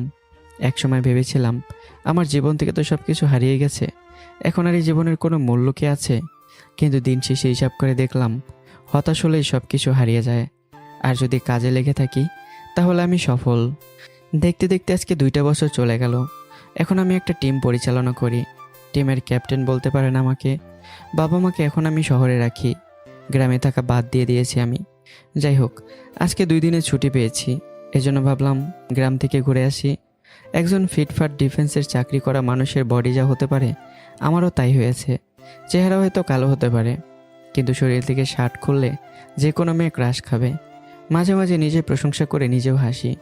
কালো মানুষকে কেউ প্রশংসা করে না, এজন্য নিজের গুণগান নিজেই করি। গ্রামে যেতেই আবির দৌড়ে এসে আমাকে জড়িয়ে ধরে বলল, মামা তুই কেমন আছো? এতদিন পর গ্রামে আসলে, আগে থেকে একটুও মোটা হয়ে গেলে, আবার চেহারাও দেখে ভালোই সুন্দর হয়েছে। হয়েছে, তোর আর পাম দিতে হবে না, চল বাসায় গিয়ে দেখি বাড়িঘরের কী অবস্থা। বাসায় গিয়ে কোনো মতে আশেপাশের ময়লাগুলো পরিষ্কার করে ভেতরে গেলাম। এতদিন পর গ্রামে এসেছি, গ্রামের আবহাওয়ায় যেন মন প্রাণ সব কিছু জড়িয়ে যায়। বিকেলে উঠোনে একটা চেয়ার নিয়ে বসে আছি। আবির নাকি কোনো এক কাজে বাইরে গেছে। পেছন থেকে একটা শব্দ এলো। কি ভাইয়া, কেমন আছেন? আমি পেছনে তাকিয়ে দেখি আদিবা দাঁড়িয়ে আছে। সেদিন ওকে দেখেছি পিচ্ছি, তবে আজকে আমার সামনে শাড়ি পরে এসেছে। কেমন যেন ওকে আজকে বড় বড় লাগছে। কি ভাইয়া, আমার সাথে কথা বলবেন না? কথা বলে কি করব? এতদিন পর কি আমাকে আবার বিষ খাওয়াতে এসেছো? নাকি আমি চাকরি পেয়েছি বলে সেজেগুজে এসেছো আমাকে পটাতে? এসব করলেও কিন্তু কোনো লাভ হবে না। তোমার প্রতি আমার একটাই ফিলিংস আছে, সেটা হলো বোনের। আদিবা মন খারাপ করে বলল, বিশ্বাস করেন ভাইয়া, আমি এখানে এজন্য আসিনি। এতদিন পর আপনি আসছেন, ভাবলাম একটু আপনাকে দেখে আসি। তখন তো ছোট ছিলাম, এজন্য এত কিছু বুঝি নাই। চলেন আপনাকে এলাকাটা ঘুরিয়ে আনি। তার আর দরকার নেই, আমি একাই যেতে পারবো। আপনার প্রতি আমার ভালোবাসা এখনো বিদ্যমান আছে। আমি জানি যে আমি আপনাকে পাবো না, এরপরেও আজকে আসছি শুধু আপনার সাথে কথা বলার জন্য। প্লিজ প্লিজ ভাইয়া চলেন না, আপনাকে তো আর আমি প্রতিদিন পাবো না। এত করে বলছো যেহেতু ঠিক আছে চলো, তবে যদি কোনো মতলব থাকে কোনো লাভ নেই। আমি আগে থেকে সতর্ক করে দিলাম। আম্মা আম্মা আম্মা ভেতর থেকে বের হয়ে বলল, বাবা বল, কি হয়েছে? আম্মা আমি একটু বাইরে গেলাম। আদিবার সাথে হেঁটে হেঁটে সামনে যাচ্ছি। আদিবাও চুপ, আমিও চুপ, কারো মুখে কোনো কথা নেই। ভাইয়া, মিষ্টি আপু নাকি এই গ্রামে থাকে না? শুনলাম ওর বাবা মাকে নিয়ে শহরে চলে গেছে। আপনার কি দেখা হয়েছিল ওর সাথে? এতদিন পর আদিবার মুখ থেকে মিষ্টির নামটা শুনে আবার সেই পুরানো কথাগুলো মনে পড়ে গেল। বুকের কষ্ট বুকে চেপে রেখে বললাম, অতীত মনে রেখে লাভ আছে বলো? আপনি আগের থেকে অনেক চেঞ্জ হয়ে গিয়েছেন ভাইয়া। ওই তো মিষ্টি আপুর চাচাতো ভাই, ডাক দিব ওকে? ডাক দেওয়ার লাভ নেই, বেচারা কানে শোনে না। চলো যাই ওর কাছে। মিষ্টির চাচাতো ভাই সামনে যেতেই বেচারা আমাকে দেখে ভয় পেয়ে গেল। ছেলেটা বোকা শোকা, অত কিছু বোঝে না, তবে ওর সাথে তো আর আমার কোনো শত্রুতা নেই। পকেট থেকে 500 টাকার একটা নোট বের করে দিয়ে ইশারা করে বললাম, যাও শালা, কিছু খেয়ে নিও। তোমার বোনকে ডিভোর্স দিয়েছে বলে কি হয়েছে? তোমার সাথে তো আমার কোনো সম্পর্ক নষ্ট হয়নি। ছেলেটা আমার কথা বুঝতে পেরে আমাকে জড়িয়ে ধরে বলল, আপনি খুব ভালো দুলাভাই, তবে ভালো মানুষগুলো দিন শেষে ঠকে যায়। আপনার সাথে খুব অন্যায় হয়েছে। আচ্ছা যাও এখন তুমি বাসায়। ভাইয়া, আপুর বিষয়ে কিছু কি? আমি আবার ইশারা করে বললাম, যে মেয়ে একবার এই জীবন ছেড়ে চলে গেছে তাকে আর মনে করে আমার লাভ নেই। আচ্ছা তুমি থাকো, আমি গেলাম। মেয়েটাকে রেখে দূরে যেতে আদিবা বলল, বিয়ে করবেন আমাকে? আমি কি? আর কোনো কথা বলো না তুমি। বোন সবসময় বোনই থাকে। যে মেয়ে আমাকে রাগের মাথায় বিষ খাওয়াতে পারে সে মেয়েকে বিয়ে করবো আমি? বিষয়টা হাস্যকর। কিন্তু চুপ করো, স্যার কল দিয়েছে, দেখি উনি কী বলে। ফোন রিসিভ করতে স্যার বলল, লাদেন এখনই ঢাকায় ব্যাক করবে, যেভাবে পারো তাড়াতাড়ি এসো। তোমার টিম নিয়ে তোমার কাজে লেগে পড়তে হবে। স্যার আমি তো ছুটিতে। তুমি কি চাও তোমার জন্য হাজার হাজার মানুষ মারা যাক? আমি শুধু বললাম জি স্যার, আমি এখানে ব্রেক করছি, আমার আসতে হয়তো একটু সময় লাগবে, তবে আপনি আমার টিমকে বুঝিয়ে পাঠিয়ে দেন, আমি আসছি। কলটা কেটে দিতে আদিবা বলল, ভাইয়া চলে যাবেন? মাত্র নিউজে দেখলাম একসাথে অনেকগুলা গার্মেন্টসে আগুন লাগছে। তুমি থাকো, কথা বলার মতো সুযোগ নেই, আমার বের হতে হবে। ভাইয়া আপনার ফোন নাম্বার? আরে রাখো তোমার নাম্বার। তাড়াতাড়ি দৌড়ে বাসায় চলে গেলাম। আম্মুকে বললাম কয়েকদিন থেকে যেন চলে আসে। তাড়াতাড়ি যাওয়ার জন্য আমি ট্রেন বেছে নিলাম। অর্ধেক রাস্তায় গিয়ে বাইক নিয়ে চলে যাব। ট্রেনের টিকিট কেটে ট্রেনে গিয়ে বসলাম। পাশে সিটটা ফাঁকা পড়ে আছে।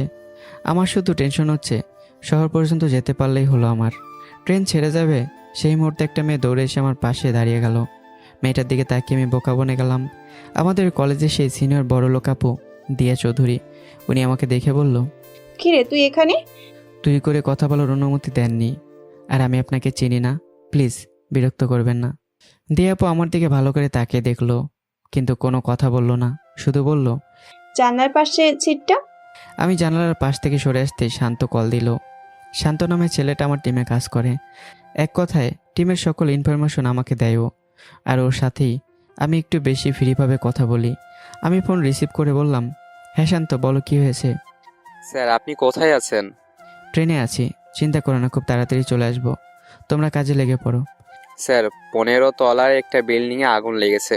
পুরো বিল্ডিংয়ের দায়িত্ব দিয়েছে আপনাকে সামনে নেওয়ার জন্য, আর আমাদের সাথে একদল ডাক্তার পাঠানো হয়েছে যেন আমরা আহত হলে সাথে সাথে ওরা সেবা দিতে পারে।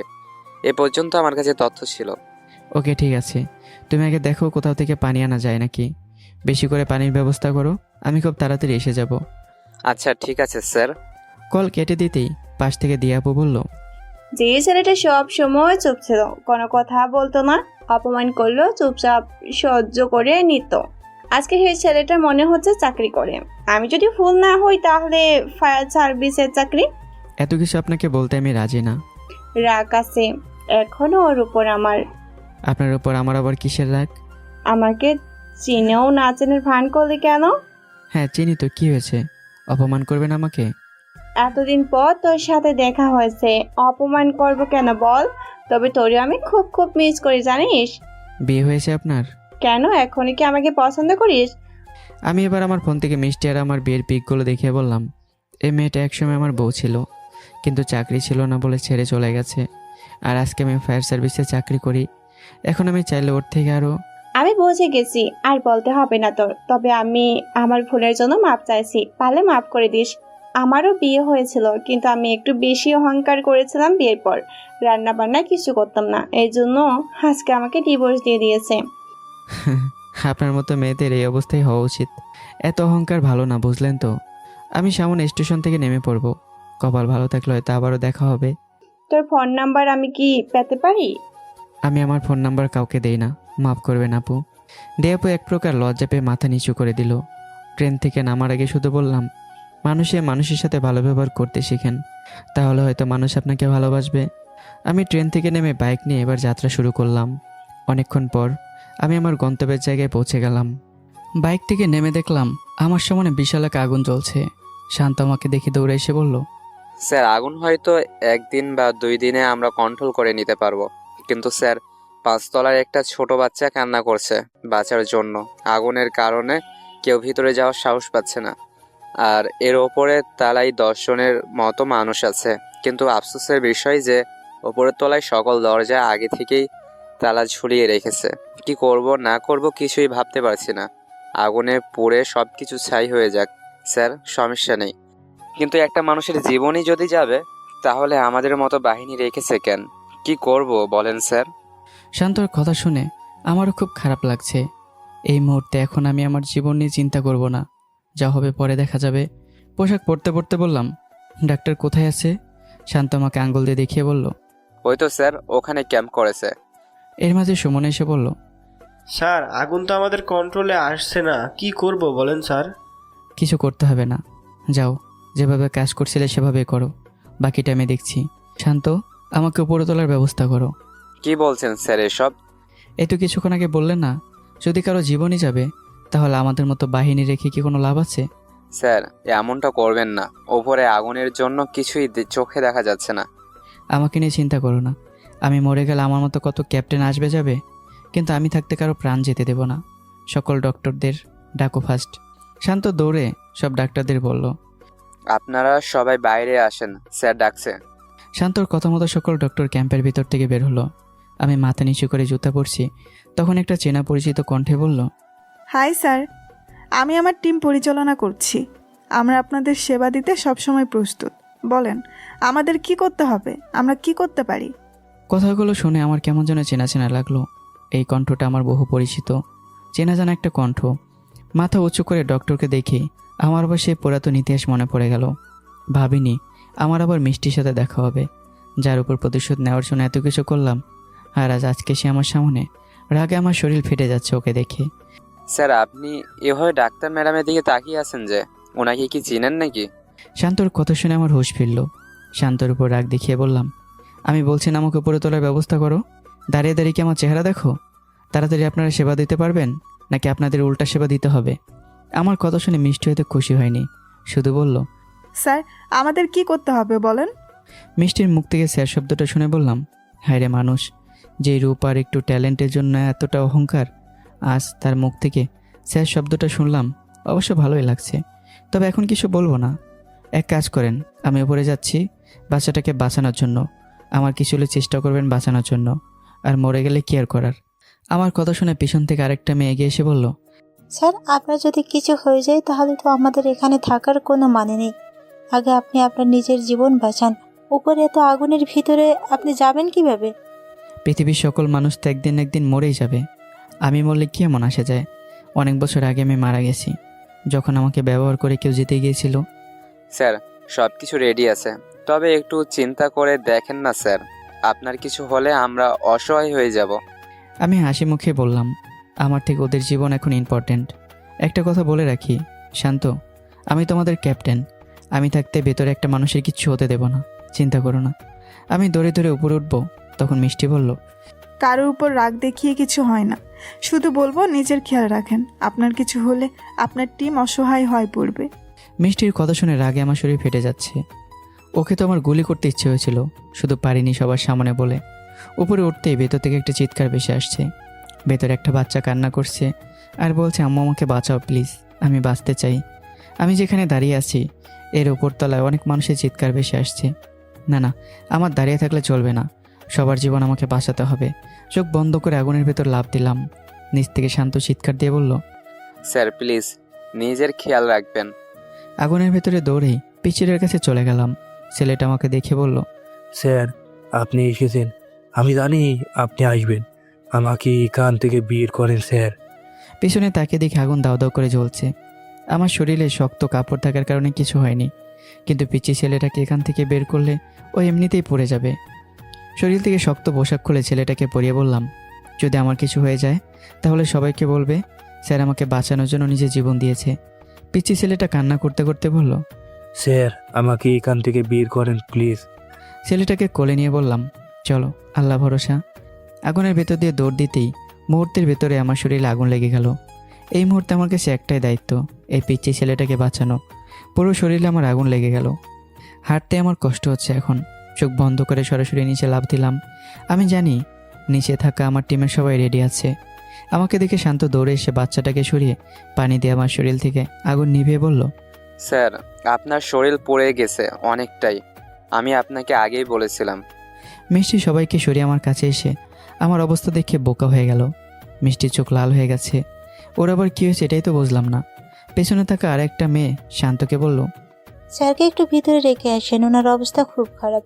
শান্ত আমাকে তুলে ভেতরে একটা ছোট কেবিনে রেখে বলল, স্যার এখন আমরা কি করব? যেখানে মানুষ আছে সেখানে আগুন কমানোর চেষ্টা করো। শান্ত যেতে মিষ্টি বলল, আপনি এখন যান, আমরা ওনাকে দেখছি। আপনার খুব কষ্ট হচ্ছে না স্যার?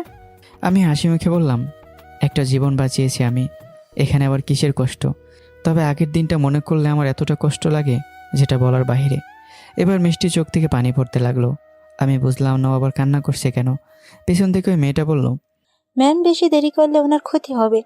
মিষ্টি চোখের পানি মুছে আমার ক্ষতস্থানে কি জানি লাগাতে লাগলো।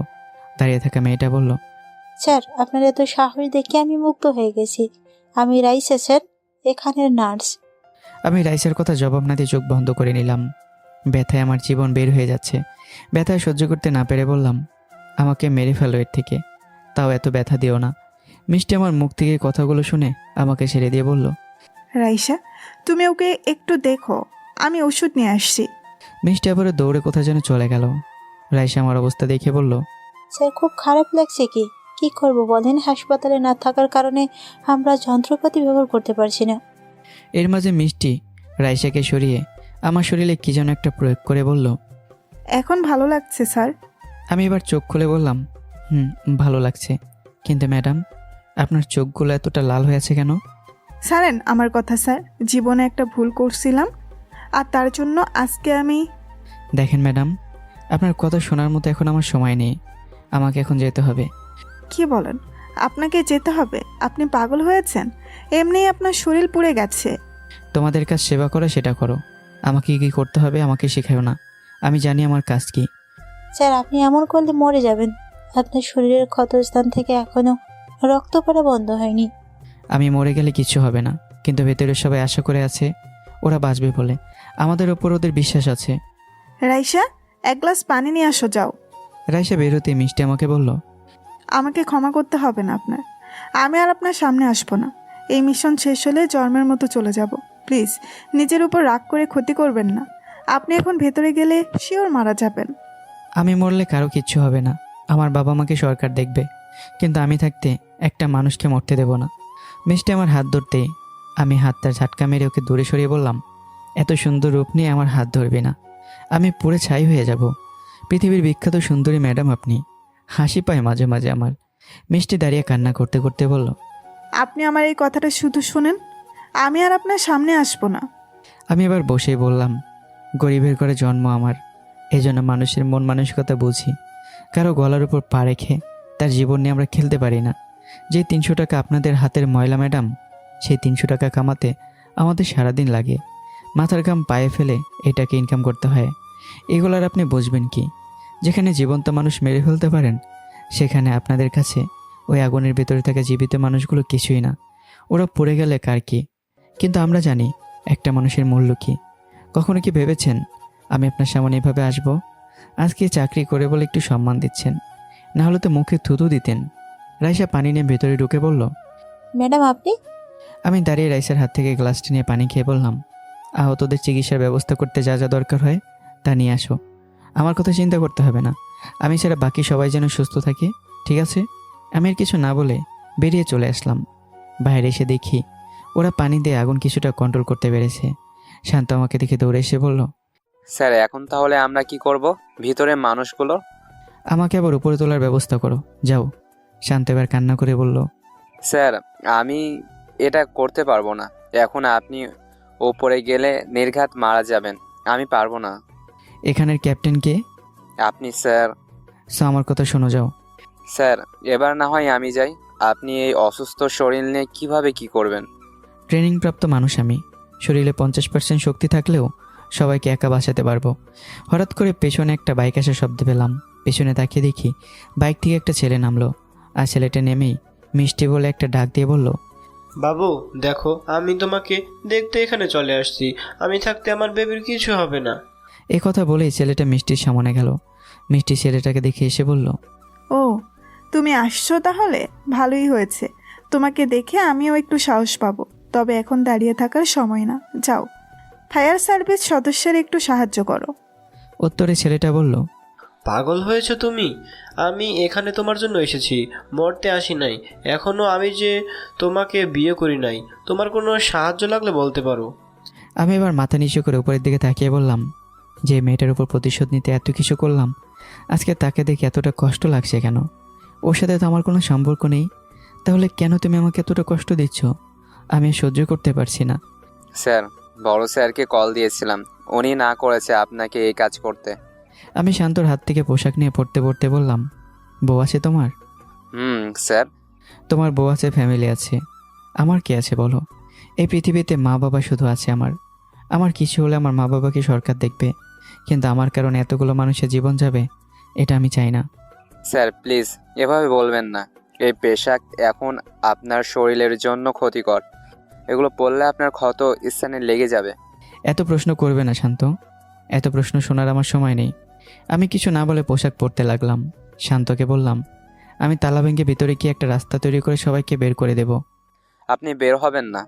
হয়তো বের হতেও পারি, নাও হতে পারি, তবে আমার চিন্তা করো না। আমি চলে গেলে আমার জায়গায় তুমি টিম পরিচালনা করবে। মিষ্টি আমার সামনে এসে বলল, এই পাগলামোর কোনো মানে নেই স্যার। আপনি জানেন আপনি উপরে গেলে আমি মারা যাব। তাহলে আপনার কাজ কি সেবা দেওয়া, সেটা করেন। আমাকে নিয়ে এত চিন্তা করতে হবে না। যে ছেলেটা মিষ্টিকে বাবু বলে ডাকছিল, সেই ছেলেটা এসে বলল, স্যার ও মোটেও আপনার চিন্তা করছে না। তাছাড়া আপনি মারা গেলে কার কি? এই ছেলে, তোর সাহস কি করে হয় আমাদের স্যারকে নিয়ে উল্টোপাল্টা কথা বলা? শান্ত, বাদ দাও। কে কি বলবে তা নিয়ে তোমার ভাবতে হবে না। তুমি তোমার কাজে যাও। বড় স্যার আসছে এখানে। তুমি আসলেই বোকা। স্যারকে তোমার এই কথা বলতে হবে কেন? যাও এখন কাজ শুরু করো। রাইসা আমার হাতে একটা মলম দিয়ে বলল, এটা শরীরে লাগিয়ে নিল, এত সহজে শরীরে আগুন লাগবে না। তবে আমার একটা কথা স্যার, বলো। আপনার মতো কাউকে বিয়ে করার ইচ্ছে ছিল আমার। যদি যেই কাজে আসছো সেটা করো, যাও। রাইসা মাথা নিচু করে চলে গেল। ওকে আসলে আর এত কিছু আমার সরাসরি বলা উচিত হয়নি। বেচারি মন খারাপ করেছে। মিষ্টির দিকে তাকিয়ে দেখি মিষ্টি চুপচাপ আমার চেহারার দিকে তাকিয়ে আছে। ও কোনো কথা বলছে না। আমি এবার আমার কাজে ফোকাস দিলাম। হাঁটতে কষ্ট হচ্ছে আমার। এরপরে আমাকে আমার কাজ করতে হবে। আমি আবার উপরে উঠতে শুরু করলাম। সবাই আমার দিকে তাকিয়ে আছে। আমি উপরে উঠে কী করব না করব তা আমার মাথায় আসছে না। আগে কখন আমার সাথে কোথাও এমন হয়নি। এখন তো আমি এই আগুন দেখে ভয় পেয়ে যাচ্ছি। ভেতরে যেতে যেতে তো আমি জ্বলে পড়ে ছাই হয়ে যাব। ওদের বাঁচাবো কিভাবে? নিচ থেকে শান্ত চিৎকার করে বলল, স্যার আপনি ফিরে আসেন, বাকিটা আমরা দেখে নেব। প্লিজ স্যার, আপনি ফিরে আসেন। শান্তর কথায় কান্না দিয়ে আমি আগে উপর থেকে নিচে যাওয়ার একটা রাস্তা তৈরি করলাম। শরীরে পানির পাইপগুলো ভালো করে বেঁধে নিলাম, যাতে একটু হলেও নিজেকে রক্ষা করতে পারি। পানির সাহায্যে ধীরে ধীরে আমি সামনে এগোতে লাগলাম। দরজার কাছে গিয়ে তালা ভেঙে দরজা খুলতেই